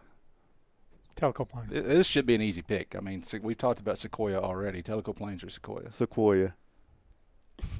Are you serious? I am dead serious. Okay. Sequoia gets their first win since, 2018? Since before COVID. Yes, they will. Friday night, Sequoia's Chiefs win. That's a bold prediction. It's going to happen. Almost as bold as Caden Rector predicting they're going to blow Coalfield out of the water. How about it? Sequoia or Tellico Plains? I'll go with Sequoia with you. Tellico Plains. Okay. I see the strategy that's coming here. York Institute. Did Rick pick? Yeah, I picked. Yeah. You got Tellico? Yeah. Okay.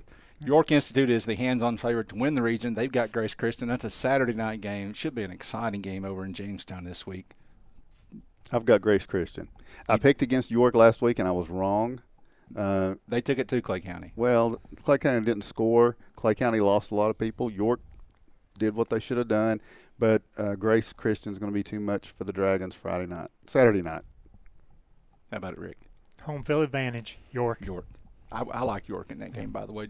I told Tim that he was wrong. Tim takes pride in the now fact that he did so well last week. That is on the list, It is. right? It's on the list. Grace Christian. Grace Christian. York. Right, so you guys are siding with Tim and Rick, right? Whatever they say.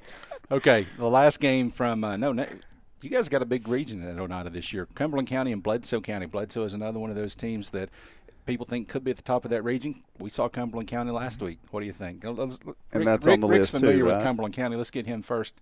Cumberland County or Bledsoe County? What if I tell you I don't remember how I picked that game? Well, what if I told you I don't either? I think Bledsoe maybe. Okay. Bledsoe. So now y'all are, what are you going to do now? What was the other team? Cumberland County. Cumberland County. Oh, I'll go with them. The team that Ryland victimized on Friday night. I'll go with the other two then. So Sounds you're like saying Bledsoe. 3 for Yeah. Bledsoe. Okay. I think Bledsoe. Okay, so it's unanimous. That's the first one we've had tonight. And the last one from Oneida's region is Ortberg. They are at home this week against Harriman. Harriman and Wartburg, both teams lost fairly handedly Friday night, but Wartburg was close against Coalfield for a half. That was a tight game at halftime. Coalfield pulled away in the second half. What are you thinking? Well, I mean, it's 14-12. Wartburg can play. You know, they were in the middle school state championship last year. That quarterback is up in high school now. They were able to move the ball on Coalfield, and Coalfield's too much, you know. But I've got Wartburg definitely. Harriman's has struggled. It was Kingston. So, I mean, you've got to factor that in, right? But, I mean, there was no mercy there. But Harriman has struggled for a little while. I take Wartburg at home. What do you think, Rick? I still don't know about Kingston's strength, but I take Wartburg just because how handedly Kingston took care of Harriman. Lexi. Wartburg. Another clean sweep. All right, that's 2 in a row. So Wartburg's going to beat Harriman this week. Now we switch to Scott High's district, Region 2, 3A. And, Rick, the first game, Alcoa and Bearden, that's certainly the game of the week in this region. Oh, that'd be a slobber knocker. Should be a good one. I wish that I were there. Yeah. I'm probably not. I can't pick against Alcoa, though. Tim? Yeah, I mean, I think I said Friday. I wonder, when is this going to end? Is Alcoa just always going to win? Yes. But I think they're at home, so I'm not going to pick against them at home. Alcoa. Alcoa. Is it going to 3 in a row? All right. Alcoa over Bearden. Kingston and Oliver Springs. I don't know if it's even fair to ask this, Rick. Kingston and Oliver Springs. Oliver Springs is proud of the progress they've made, but they went down to South Pittsburgh Friday night, and that's a bad place to go. And then you turn around and you got Kingston. Tough start. Kingston. You can be different. Just because we make fun of you for being different doesn't mean you got to. Remember, she was, and I changed my pick, the first one back, to match Raylan's. This one has the potential to be a pretty interesting game as well, although I think most people think that Carter's just going to walk away with it. They got Austin East on Friday night. It's at Austin East. That can be a tough place to play. It can be a tough place to play. Carter can be a tough place to play. I just lean toward Carter. And there are reasons that I picked that I'm not allowed to say on this program. So okay. I don't have any reasons I can't say on this program. I just went with Carter. I guess Carter. We're on a roll. And the last one, Union County against Claiborne, Rick. Claiborne is the home team. How did Claiborne do last week? I don't even remember. Claiborne last week, as I look at my cheat sheet. They lose to Jellicoe? No, they did not. Jellicoe played Land Camp out of Kentucky. That's right. I don't have a Claiborne score. I have no idea. Union County then. Okay. What was Union County's score last week? Union County lost big to Gibbs, 56-6. Claiborne. Okay. That's not on our list. I won't be penalized. No. Claiborne. Union. There you go. All right. Now, before you guys go, I want to ask you, because you guys are on the field. It's on Friday nights. You're as big a part of Friday Night Lights as football players are. Oneida against Coalfield, Scott High against Eagleton. We've talked about these two games a lot. Should be two great games on Friday night. We'll start with you, Lexi. What does Oneida have to do to get the win against Coalfield? Play hard. Play hard. And Braylon, what does Scott High have to do to get the win over Eagleton? Get right with the ball. That is not even fair. That's a great. Wait a minute. That's a great answer. Are we going to edit this program some more time? All right. Lexi Buttram, Oneida, Braylon Bird, Scott High. Thank you guys for joining us. And I'm going to make you sit tight for just a minute because I'm going to turn to Tim Smith as we get ready to go to break. When we come out of break, we're going to have a pre-recorded Legend of the Game section and segment. Tim, you set us up for that. Okay, all right. So we decided to look back at 15 years ago in Oneida football in this first week of the IHSN Legends. And the reason I did that is because 2008 was the last time Oneida made the Final Four in the state. So it was a semifinal year. The Indians were really good. It was the second year Coach Tony Lambert was the head coach there.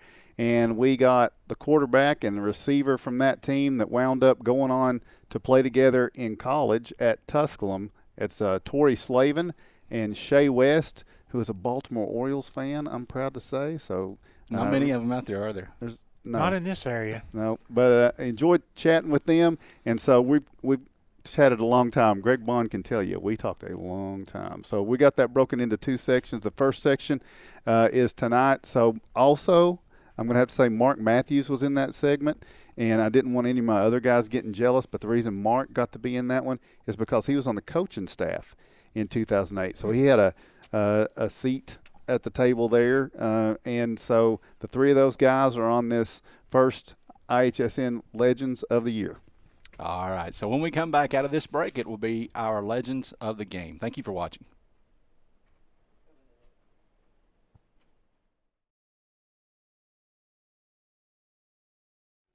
Good evening, folks. Welcome to the Legends segment. Tonight it is Oneida Focus, and it's a special year for Oneida Indians fans. It's 2023, but it's a celebration of a very special year that happened 15 years ago. And Mark Matthews, 15 years ago, the Oneida Indians were Final Four participants, went to the semifinals, and made a great run and an undefeated season. Yeah, a special year with these guys, and what a fantastic year it was. Unbelievable, just unbelievable, with two gentlemen right here, and Torrey Slavin and Shea West, and so glad to have you fellas. And Eli West is sitting and Eli in with West us. right here. That's right. So Eli's going to make sure we try to do everything right here tonight. That's Shea's boy, and we're glad to have Eli with us. So, and Mark, by the way, was also part of that team. He was a coach, Coach Matthews, a small at that part, point. very small part. So he stepped away from helping me in the broadcast in 2007 and spent 4 years on the staff at Oneida High School. So we're going to talk a little bit about those times, and we do want to remember that 15-year anniversary. 15 years ago, this team in 2008 did something very special. It hadn't been done since at Oneida. There have been Final Four teams before, but we haven't been able to get back there since. Yep, 97 was the last time before that, I believe, and 89 and 92. 10 years to the night. Yeah. There we go. So, and 94. And 94, yeah. 94. How could I forget 94? Well, Jason Pike's going to whip me. Yeah, he but might. that special group of young men, and certainly enjoyed being a part of that. And let's get to them. Yeah, it's time for you guys to talk. So, awesome. Torrey and Shea, big parts of this team, and so I'm going to start back at the beginning a little bit, and I'm just going to start with Torrey. Torrey was here first, so we'll start with Torrey. All right. What is your first memory of football? The first, whether you were playing football, watching football, what do you remember first about football? The standout memory probably is going to be on the playground. I'm sure I have some things. I've watched it on TV or, seeing it with my dad. I had an older brother that played football, so I was probably around there. But as far as me enjoying it or getting some kind of feature out of the game that I thought, hey, I like this sport, would have been elementary school recess on the playground. Probably, I don't know, second, third, fourth grade, somewhere in that area. That's when I can remember, hey, I'd go out and play. I'd get a group of friends. We'd compete. We'd go against each other, and that's, I'd say that's probably ingrained as a stamp as the first time that I really got involved with that sport. So that's behind the elementary school, back there behind Walmart, right? And what position did you put yourself in? I'd usually play quarterback. I'd throw the ball around, and we even had a couple of locations we'd play. One team liked to play up here on one side of the playground. Another team liked to use this lower side. So we'd go back and forth who had home field advantage that day, I guess. So I guess at the time we felt like we were pretty serious about it. How did you rate quarterback? Was it your football or? I don't know. Whoever brought the ball. That's probably how it went. I'd say so. All right, Shea, what do you remember? What's your first football memory? And it kind of goes along those same lines of that same time frame he's talking about, because he was the quarterback and I was the receiver. Me and him played on the same. Right. We played on that same lower field, and we would always, challenge the people up on the upper field. Flip a coin, see who played where. But it probably starts there. But for me, it kind of goes back a little bit further too. When I did a small stint of living in Nashville, I remember learning how to run an in route and an out route on the parking lot lines of this hotel that we were in that is now the parking lot for the Titan Stadium. So I remember the guy would tell me, he'd be like, run three spaces up, stick it, and go straight down the line, and I'm going to throw it to you. He'd throw it to me, and then he'd say, all right, now run to the next street over, and that's the end zone. And I'd run down and look to the left, and you could see the Titan Stadium being built. So that was a pretty cool thing. But so who was teaching you those routes?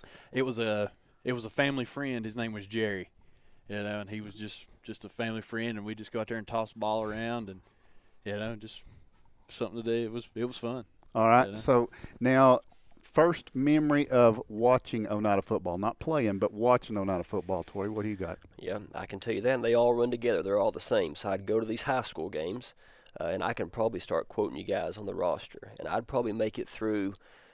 I know I'd watch warm-ups, and I'd probably watch about 2 possessions, and then I'd be back behind the bleachers playing myself. So Went to several games, probably never made it to the end of the first quarter, and we were back behind the bleachers. You know, we'd start with the ball.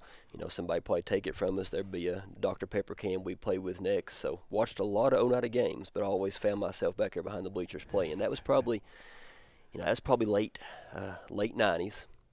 I can remember going to games and hearing Derek Lawson's name on the PA. You know, he's unusual up and down the field. Yeah, I felt like everything. If it was a punt return, interception return, catch.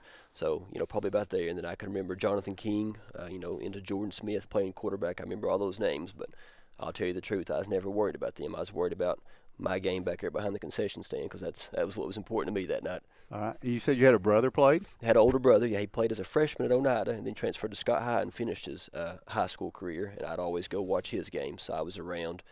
That was early 2000s. I think he graduated in 2003. So I was around both programs at that time. So, yeah, I got a list of players I can remember watching play. All right. Shay, what about you? What do you remember first about watching Oneida football? Probably the mid-'90s because I had an uncle that played. His name was Dustin Posey. He played, so I watched him. Coach Sexton, they played on the same team. You got Big Dust, Dustin Phillips, so Derek Lawson, King, and all. That crew right there is what I remember very, very first. Of watching them play, and just they hammered some people too. Yeah, I mean that was we've used the word spoiled, Mark.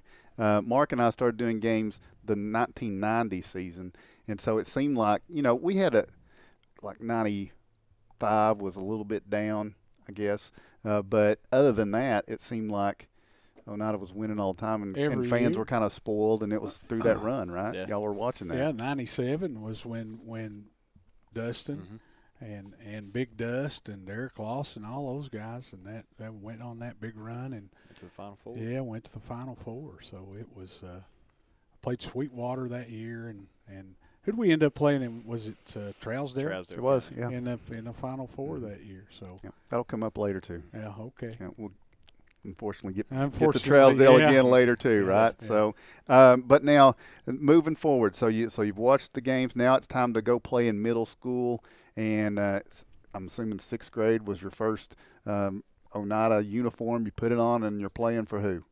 Heath Sexton. All right. It was his first year coaching. I believe we were in 6th grade. First year head coach. His first year as a head coach.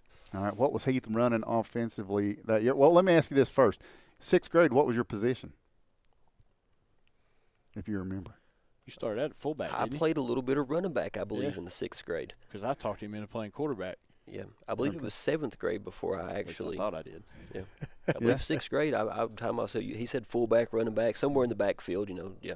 What was your position? I was running back. Running back? So y'all were both in the backfield. What was the offense like for Heath in that first year? He mimicked the high school. We'd run a little straight eye. They'd split out 4 wide with a little single back. I think he tried to mimic what, I guess at the time it was Coach Henry. Is that right. The high school coach at the time? Coach Henry and Coach May. Yeah. Coach May and Coach Henry. I believe he mimicked, which was probably his offense as well, if I was guessing. I don't want to speak on his behalf, but I'd say that's what he had ran for Coach Henry, Coach May, and then he implemented when he was a first-year head coach.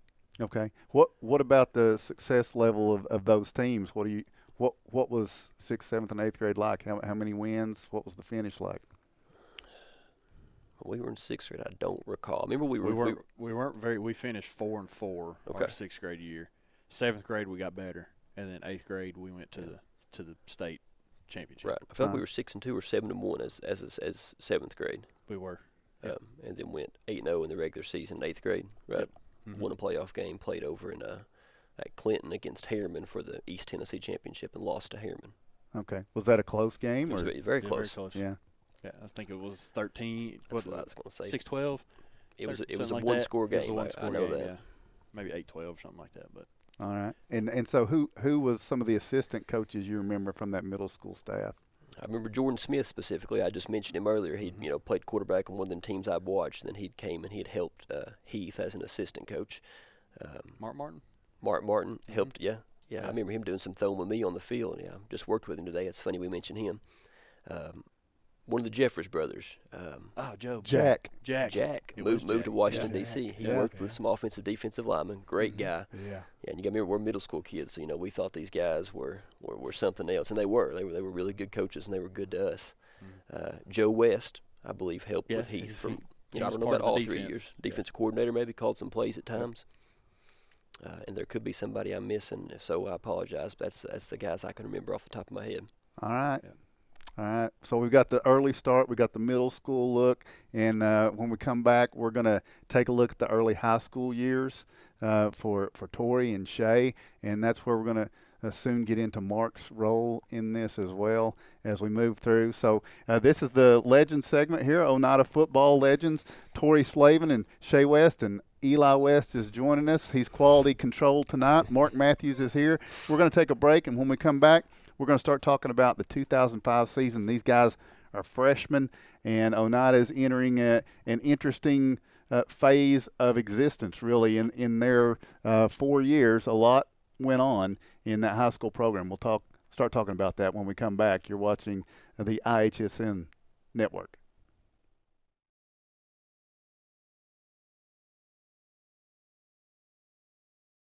Welcome back to our Legends tonight. Oneida Legends, Tori Slavin and Shay West, and we are about to move into the high school experience. We've talked a little bit about what led up to that with early football memories and middle school, but now we're going to turn our attention to 4 very interesting years in Oneida football. From those of us who've watched it for quite a while, it was just a different time. We'll start in 2005. 2005 wound up being the final season of Coach Jimmy May and Coach Keith Henry as co-head coaches, and that wound up being your all's freshman year. It was a 4-6 finish for the Indians. The Indians didn't make the playoffs that year. Do you have any first of all, before we get into the nuts and bolts of that season, lots of times when people come into the high school, there's somebody that takes them under their wing, that welcomes them in, makes them feel welcome as an Indian. Have you got a player, an older player that was good to you when you came into that room, Tori, as a freshman? Maybe a little bit, I don't know, were you ever nervous, or were you just too brash and bold? Or Yeah, I mean, I had my little group of guys that we ran with, so honestly, they probably gave me all the confidence I needed. I do remember, and you guys can clarify this. I think my timeline's correctly. So Coach Lambert came as the defensive coordinator that year. Is that correct? Yes. It would have been the following year. That's your sophomore year. No, he was there. He was there all 4 years. Was he there? I believe he was our DC my freshman. Because well, what I was going to say is his son Zach moved. I got you. Okay. Zach was a junior when I was a freshman. Well, and Birch was your freshman head coach, Coach Birchfield. That's right. All right. Tony That's Lambert. right. Tony Lambert. Wampler was the OC. That's right. So all 4 years. We had this crazy guy come in as the defensive coordinator, Coach Lambert, but his son Zach came with him from Anderson County. And we knew Zach because he went to middle school with us and he went over there and played. But, when he returned, I guess he was somebody. We both played quarterback. His dad was our defensive coordinator, so I guess I kind of looked up to him as, let me get some football advice. Let me kind of watch what this guy does and see what he does. So if there was an older player on the team that I sit back and studied, I'd say it was him. Yeah, I was thinking that. Okay. Yeah, I was thinking earlier that you all came in when our first year there. I was thinking accurate. that Cody Yance. He was a junior quarterback. He was a junior. Well. Yeah. That was the year against Greenback. He had that outstanding game at the end of the year. 300. And if I've made any errors, Greg's just going to edit that out. So that's good. I'm kidding, Greg. Yeah. No, that's so. 2005 is your year there. Yeah. So now, and like I said, it was a 4-6 team that year. Coach Jim Birchfield was at the helm with Tony at defensive coordinator, as you've corrected. So you had Zach. That's a big help, isn't it? And I knew about his success. He was good at Anderson County. I don't think he played quarterback there. I know he played in the secondary. I know he returned some kicks and punts. So I knew we got this, pretty good athlete that played some AAA football. So I guess that intrigued me. I guess it kind of got my attention and thought, hey, I'm going to watch and see how he plays. Did he get hurt that year? He did. That's what allowed me on the field. Yeah. He started quarterback for the first game or two. Maybe had a hip injury or something. Yeah. I don't remember the specifics, but then I guess I'd played a few games. Probably before I was ready, but as a coach now, I think I maybe see the vision. They knew there was probably going to be a future class that was going to be tough, and probably threw me out there to try to get a little game experience, which was good for me. Okay, and Shay, what about was there a high school player there that was kind of good to you when you came in your position group or anything like that? I probably wasn't in my position group because he was quite a bit bigger than me, and I was pretty tiny when I came in. But I always liked to watch Cameron Spradlin play. I just kind of looked up to. He treated me good too, and kind of took me under his wing a little bit, and made sure nobody was mean to me or nothing like that, And And he just played hard. Tough player. Played hard, and he did it right. 44. Yeah, Yeah, he is a player. Had you known him before? Yeah, a little bit. Our families had kind of been friends and stuff like that through growing up and things. So I kind of did know him a little bit. Yes, sir. All right. So now that year, Oneida starts off with a couple of wins, 2-0. You picked up wins on Wartburg and McCreary Central. This is the freshman year, and then a loss to Coalfield, 28-0. And I think at that point, then, if I've got the timeline right, then at that point, Coach Henry had moved into helping Coalfield at that time. Wouldn't that be correct? Yes. And so that game, where was that game played? Coalfield. At Coalfield. So I one thing I remember that night, Mark, I remember observing from that, and you were on the coaching staff, but I remember it was unusual because Coach Henry had been the coach for Oneida the year before. Now he's helping Coalfield, and of course there was some hard feelings there, as we all know, through that time. But I remember when they won, they kind of did the Gatorade bath on Coach Henry. Do you guys remember that? I do not. I do not recall that specifically. Very vaguely, yeah. Yeah. I mean, I remember that because I remember that being such an odd thing. That's why I say y'all were there kind of at an odd time, just that transition when he went down there, of course, and then wound up building a powerhouse. Continuing to build a powerhouse because Coach Christ did a good job with them. But you lost to him in 2005, but then you ended the season with a win against Greenback. But one of the key games, I think, in that season, the longest streak Oneida has of wins over an opponent is the Oakdale Eagles. And that was nearly snapped in that freshman year. Do you guys remember that Oakdale Eagle game? It was an overtime game, right? It was. All right, what do you remember about that? Because it finishes 6-3. Oneida wins in overtime. What do you remember about it, Tori? About what you just said. That's a team that typically we're not supposed to even have to compete with, as far as if you're just going to talk about the programs on a traditional level. So I guess that was a bad sign, for us as young guys. We're like, wow, we're supposed to be better than this. People expect us to be better than this, and then here we are competing with a team that's typically considered not that great. So. I feel like you described it. When you go to overtime with them, you're probably not doing great. What do you remember about it, Shay? Being a little embarrassed, that Oakdale took us to overtime. On our field, on homecoming. That's a game that, I know some people from Oakdale. They're good. That's a good community, right? Absolutely. But when it comes to football, man, Oneida and Oakdale they're two separate things. Right. It's not been the strength, not been the trajectory. Mark, you're on the staff. What was the staff reaction at that point? I mean, you moved to 3-2, but coming off an overtime win like that, how'd that play in the clubhouse? Well, in all honesty, and these guys, I mean, they was there firsthand. We was confused offensively. I mean, we had 9 different blocking schemes, 9 different pass protections. Yeah. And I've talked to you about that, and of course y'all wasn't linemen, but Tori knew it, and it was just our guys didn't know what they was doing. Was there any kind of reaction after that game? Something changed, something different? Because the next week you all go to Midway and play a 1-point game, and that's a pretty good Midway team. It's a good bounce back.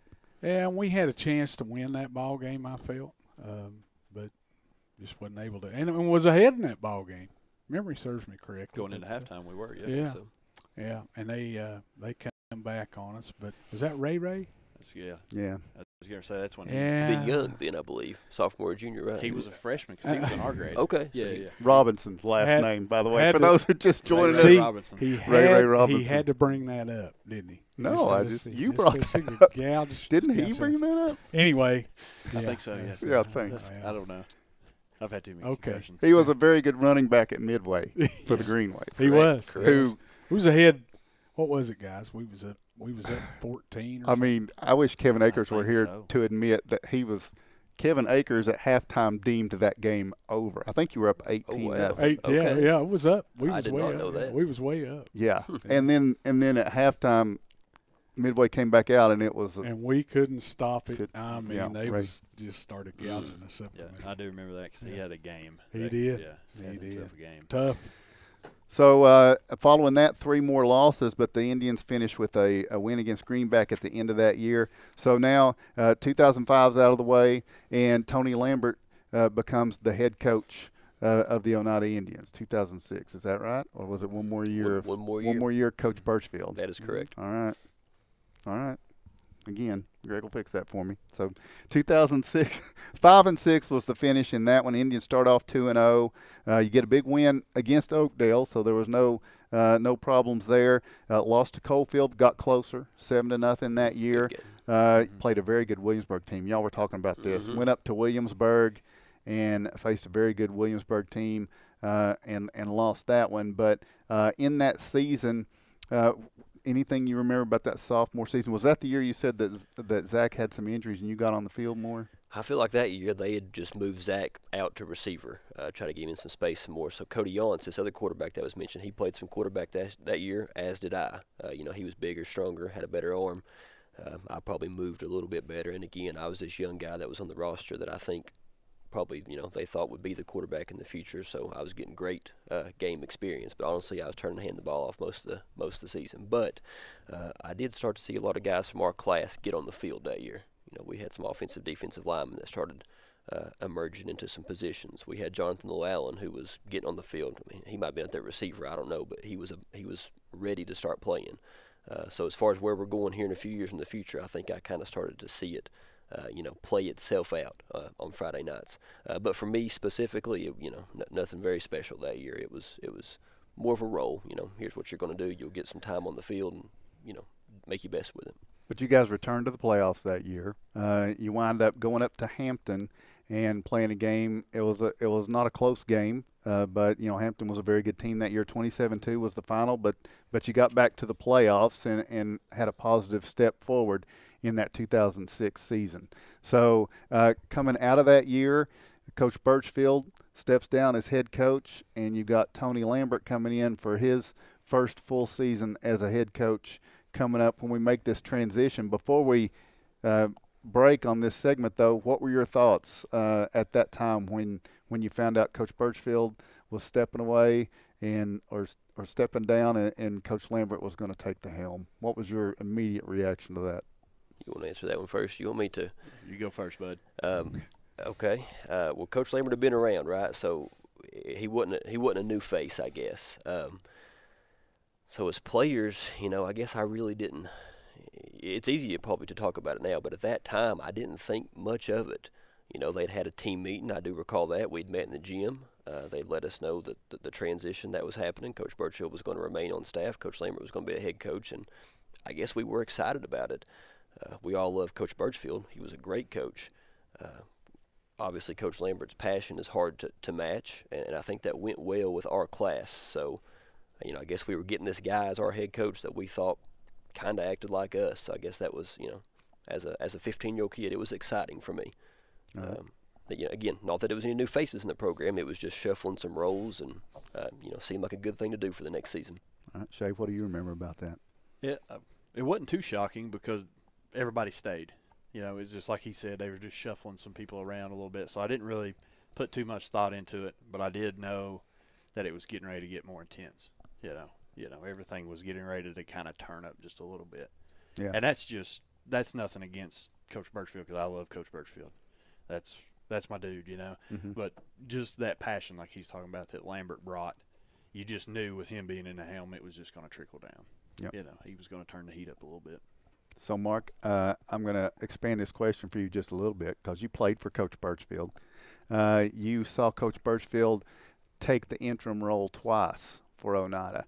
When Coach May passed away, Coach Birchfield stepped in and filled that role when Oneida needed it to bridge to another set of coaches. And then he had done it again here, and now he's stepping back to be an assistant and let Tony Lambert take over. Tell people about Coach Birchfield. Coach Birchfield, fantastic guy. And he's all about Oneida football. I mean, he wants to see the very best for Oneida sports, especially Oneida football. I mean, he wants to see the very best, and whatever he has to do to make that happen, he will. If that's being the head coach, if that's being the guy that takes care of the water, if that's the guy being taking care of the field, which he's done for how long, guys? I mean, ever since I can remember, years. You go up there now, and you see what that field looks like, and what did it look like, Toro, back 3 months ago, 4 months ago? It was brown. Mm-hmm. Yeah. And Birch got out there and worked on it, along with some other guys, right. and it looks pretty good now. But I mean, he's just that guy. He wants Oneida sports and Oneida football just to be a special place, and he'll do whatever it takes and fill whatever role he needs to make that happen. And did for many years. He did. Jim Birchfield, and like you say, still contributing whatever he can. And he still to this day intimidates me. Absolutely, 100%. All right. Now, well, let me go with one more. Yes. Now, I'm not saying he wasn't intense or he didn't turn the heat up himself, because I have been on the receiving end of a Coach Birchfield intensity game, right? So, yeah, one time go get some heads, and I may or may not have been a little chirpy as a younger fella, and well, he didn't allow that kind of thing. So go get some heads, and I ran down the other field and got some hedge and brought it back and set it down. And he said, "Then now don't litter it on my field." So I had to pick it up, take it back to the bushes where I found it. So well, when I say he was intense to his own right, It was more of a quiet intensity, right? Yeah, yes. Very was. Yeah. He'll get after you, Dale. Yeah. He'll get after you. We was in the weight room one day, and there was in there, and they was lollygagging around. Now, is this when you're coaching or playing? No, this is when I was coaching. Okay. And they was lollygagging around in there, about half telling everything in there, and he said, "Watch this. Hey!" And when he did it, it scared me. I mean, scared me. And he said, "Get your ASS out that back door and get around that field." And everybody took off just as hard as they could go out that back door and round and round. He looked at me and he said, "Reckon that got their attention, Matthews."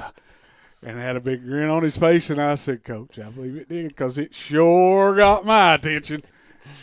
So, were you ever on the wrong end of Coach Birchfield when you played? Oh, a number of times. Not going to expand on that? No. Okay. No.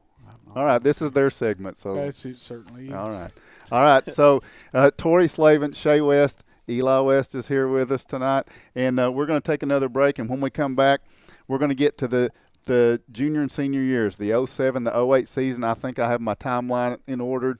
I think we've been corrected here, and we'll get that going here in just a minute. And we thank you for joining us. This is the Legends on IHSN.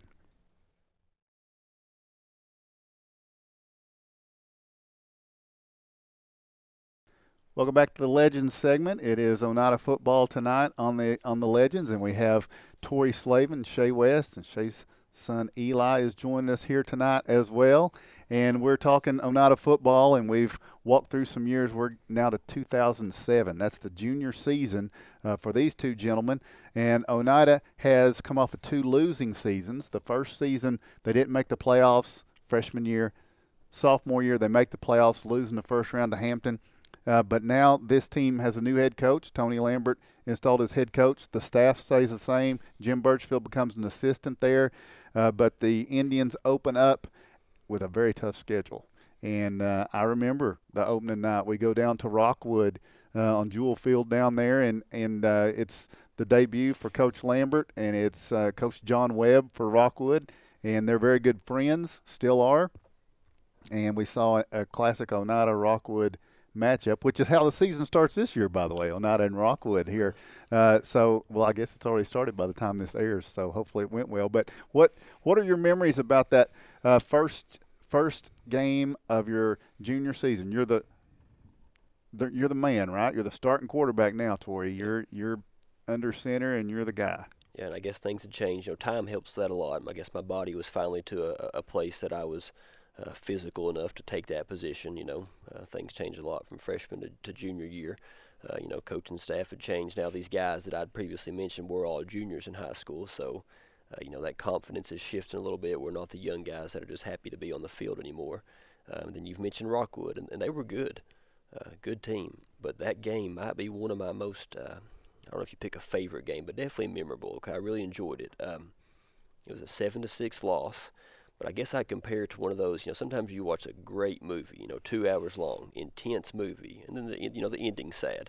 And I think that's what I would compare it to. It was just an intense football game. Things were different. The product on the field was different.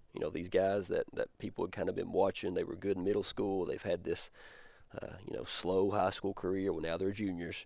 So I guess it was just super exciting to be part of that shift. I think that's when it was first present. That things were kind of starting to change in the right direction.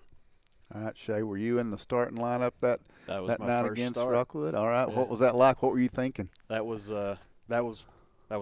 It was like he said, just the build up to it, the nerves that you get, the butterflies in your stomach, and first start. And I was starting receiver, and I was also doing some holding and things. I was more nervous about holding PATs and field goals than I think I was playing receiver. That was just natural at that point for me. But we went out to kick a field goal early on, man, and I think I was more nervous to hold that field goal. I think it ended up getting blocked, or we missed it one or something. But yeah, but I got my first touchdown, first touchdown of my high school career in that game. So that was my most memorable moment of that game was probably when the play we went out to throw it. 71 Vegas was the play, and me and that DB had been chirping back and forth a little bit. Like I said, I like to talk. I like to have a good time while I was out there playing. But what had he been saying to you? What was he saying? I mean, can you clean it up? I thought they were making friends the whole night. we were trying. We was trying to be friends, and it was disagreement. He thought he was better than me, and I thought I was better than him, and it was just kind of those things. Like he called me slow and said I couldn't run a route. Because. We'll leave it at that, and so I was jawing back and forth, and I remember Coach Lambert must have heard me or whatever, and he was like, "Hey, if you don't shut it up, you're coming off the field," and I was like, "Oh yeah, I hear you," and then snapped it, and they threw me a touchdown, so I celebrated pretty hard in the end zone on that guy. That was pretty good. I celebrated so hard I slipped and hit the fence, so it kind of took away from my celebration a little bit, yeah. But, so how far a touchdown was this?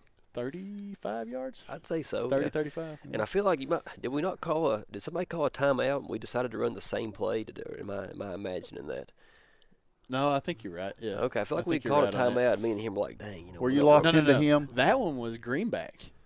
Okay. Because we jumped off sides. Okay. Yeah, we jumped off sides and we thought we weren't going to get a chance to do it. So do you remember on this Rockwood game, were you locked into Shay immediately? Did you see something, or were you going through reads and found him? No, that play was called for him. I mean, he's a long, tall receiver, so that was a Robert Wright call. I'm sure him and Coach Lambert had visited it, but that's something that we did in practice. We were pretty good at it. Didn't do it a lot, but when the time was right, and it was something we knew we could go back to, and it's probably going to be successful.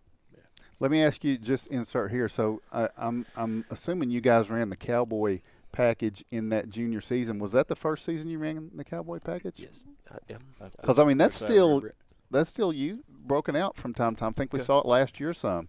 The Cowboy package, for those casual football fans, you've got a wing back on either side and a fullback.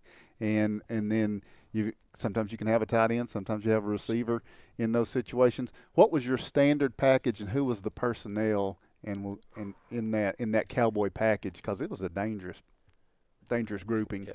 Well, the receiver is always going to be Shay and Dylan. If we was in X, we Dylan like West. Two receivers. They're both long, built about alike. Again, they could stretch the field at any time. So that's you're going to respect that. Remember, Sam was always going to be a wingback. That the other wingback was probably going to be Braxton Hudson, little 35, quick guy, and underclassmen there, sophomore, junior. And then back behind, man, we had 4 guys that could do it. Jonathan Lown was going to be there. You're going to see Holden Sexton pop up there some. Houston Hood, I feel like, took some reps there. Trey Allen took some. I mean, we had that's what was so neat about that team, and we'll get into it more as we go. There was never just one guy that could do the job. So yeah, it was had so much depth. Yeah, I agree. So much depth. And there's probably somebody I'm leaving out. Josh Slavin would slide his way into that little wing back over there sometimes. Didn't Amos play a little? Andrew Butcham would pop up over there to wing back. Yeah, we had a roster. Let's drop back just a minute. This 2007 season, as we talk about this Rockwood, but coming into the season, a couple of new additions, and you mentioned Sam Woodard. Will Woodard comes in. I don't know how much Will played his freshman year. I mean, maybe some corner his freshman year. I don't know. Was he out there any on the corner? I don't remember him playing until his junior year. Okay. I mean, that was his position, but yeah, he was a sophomore, junior, for he was ready to help us. But you add Sam and Will just kind of drop into Oneida from Florida, and we had talked with them, and we're hoping to get a chance to talk with them sometime during the season. But what a gift to a team that was already so talent laden to get Sam Woodard in there and have him at the wing. What was the reaction to the team when those guys show up? I mean, I just wanted to play. I remember seeing them at the city park. They were playing some basketball or something. I guess I got wind of us. I'd went there, and they had a third brother, Andrew, that was with them as well. So as an athlete, I just wanted to be on my team. Now as a coach, I can only imagine what people in that district thought. They probably thought, what in the world are they doing? Are they paying kids? There's these random kids that show up from Florida, and they can all play. So were you? Were you? I mean, Matthews probably was.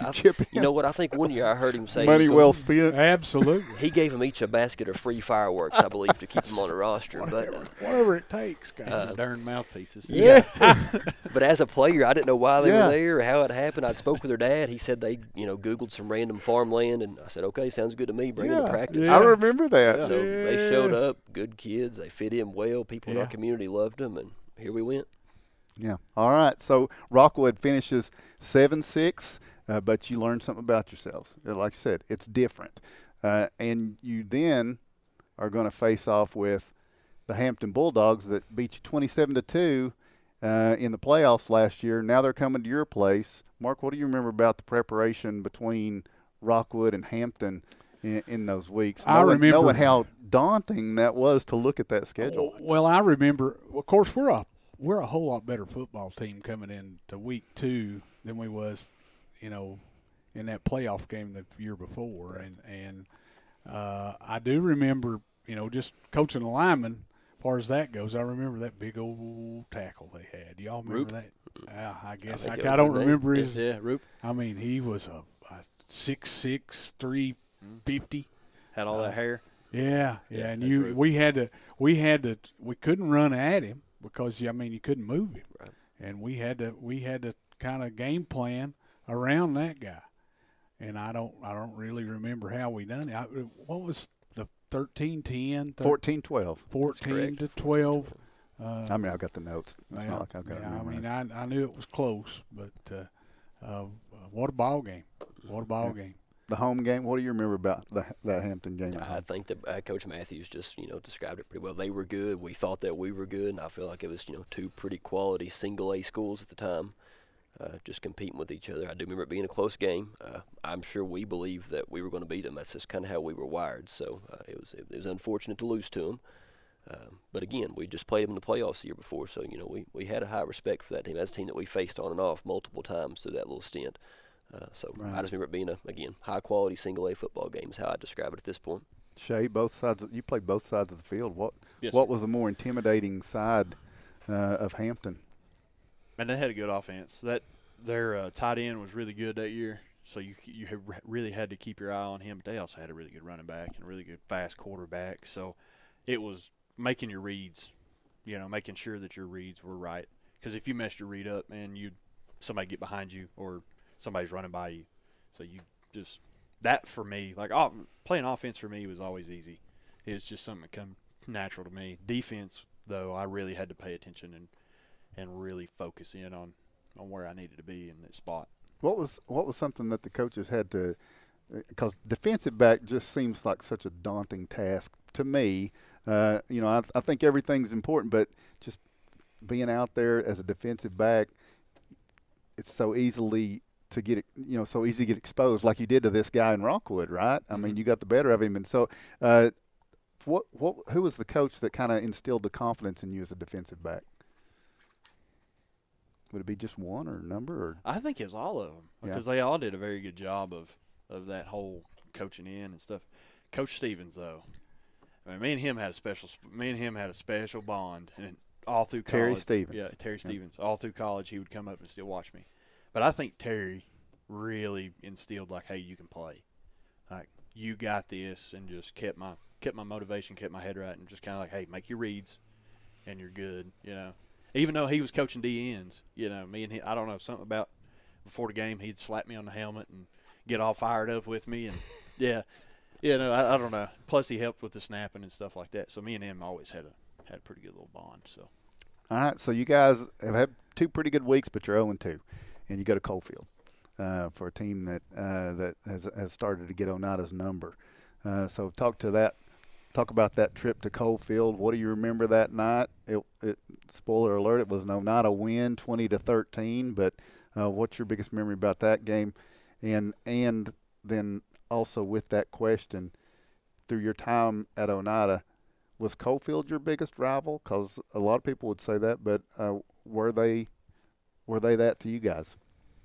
I'll answer that last question first. Greenback ended up being it was a region at the time, the region opponent that I think we would consider a rival. Okay.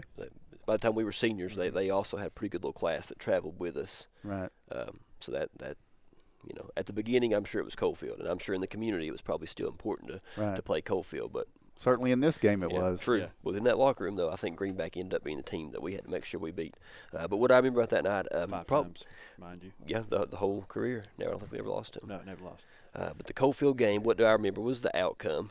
It was Coach Lambert's first win as a head coach. That was a big deal. And knowing him, especially the way I know him now, being 0-2, I'd say he lost some hours of sleep in the first few weeks of the football season. So to watch him have that success was pretty exciting for me. We were also clawing for that same success with him, so we were happy too.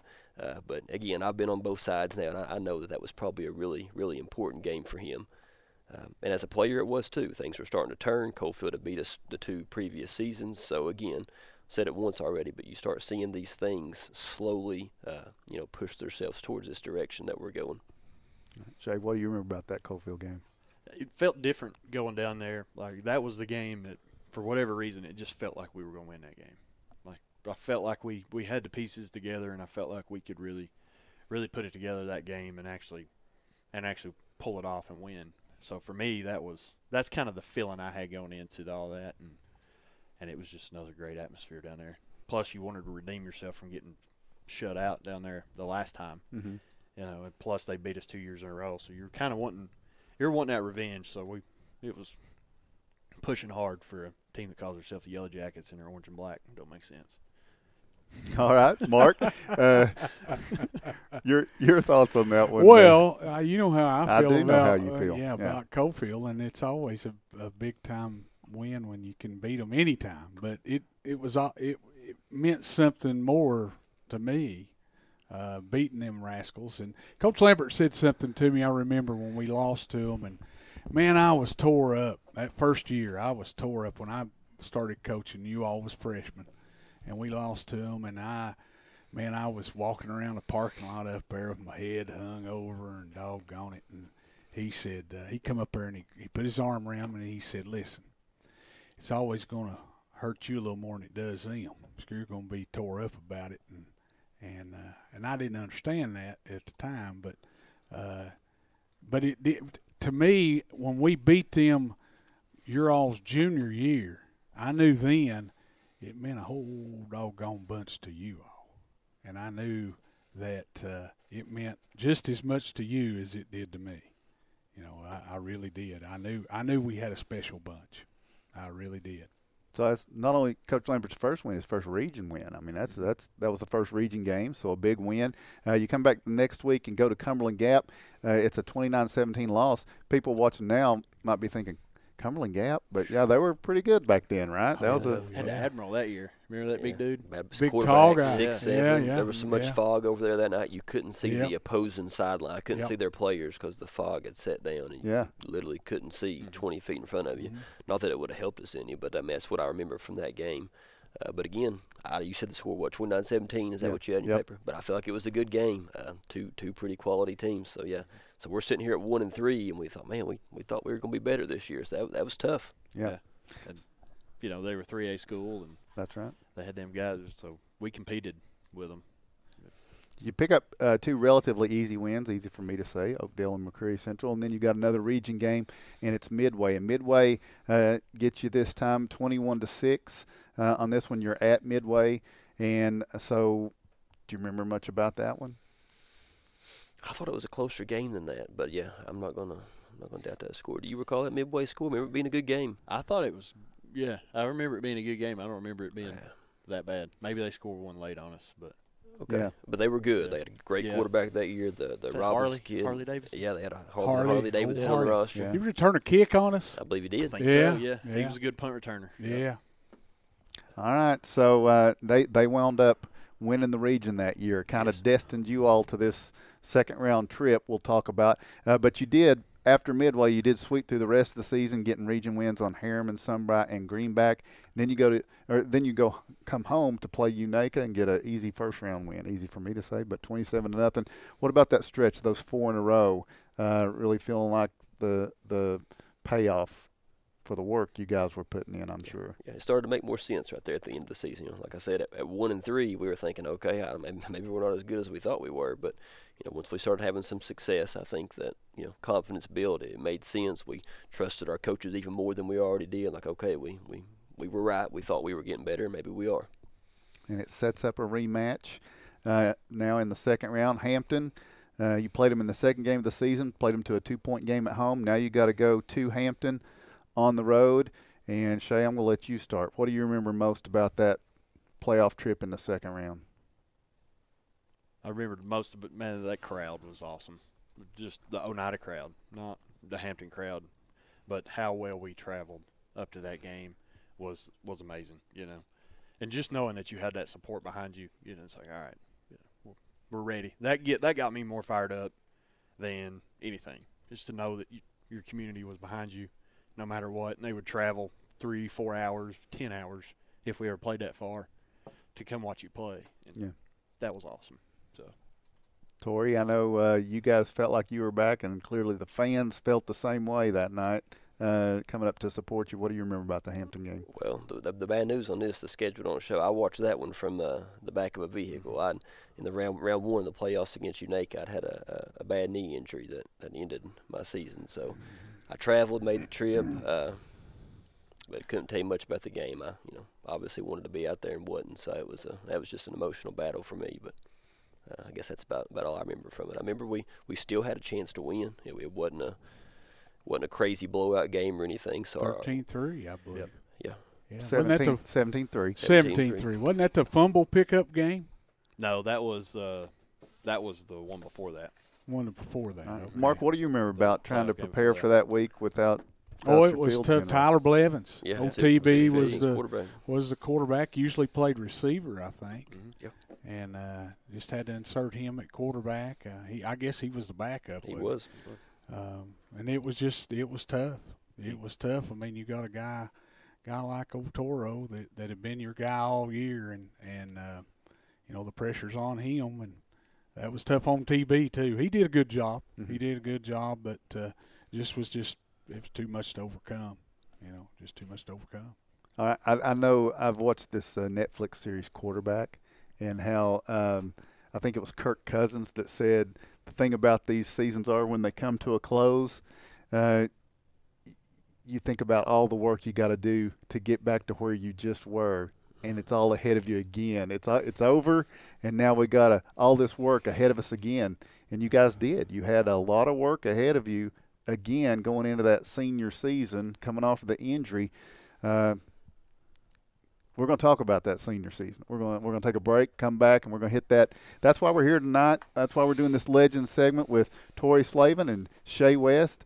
And 15 years ago, the Oneida Indians made a Final Four appearance. That's the last Final Four appearance for Oneida Indian football. And we're going to talk about that season in depth when we return. You're watching the Legends on IHSN.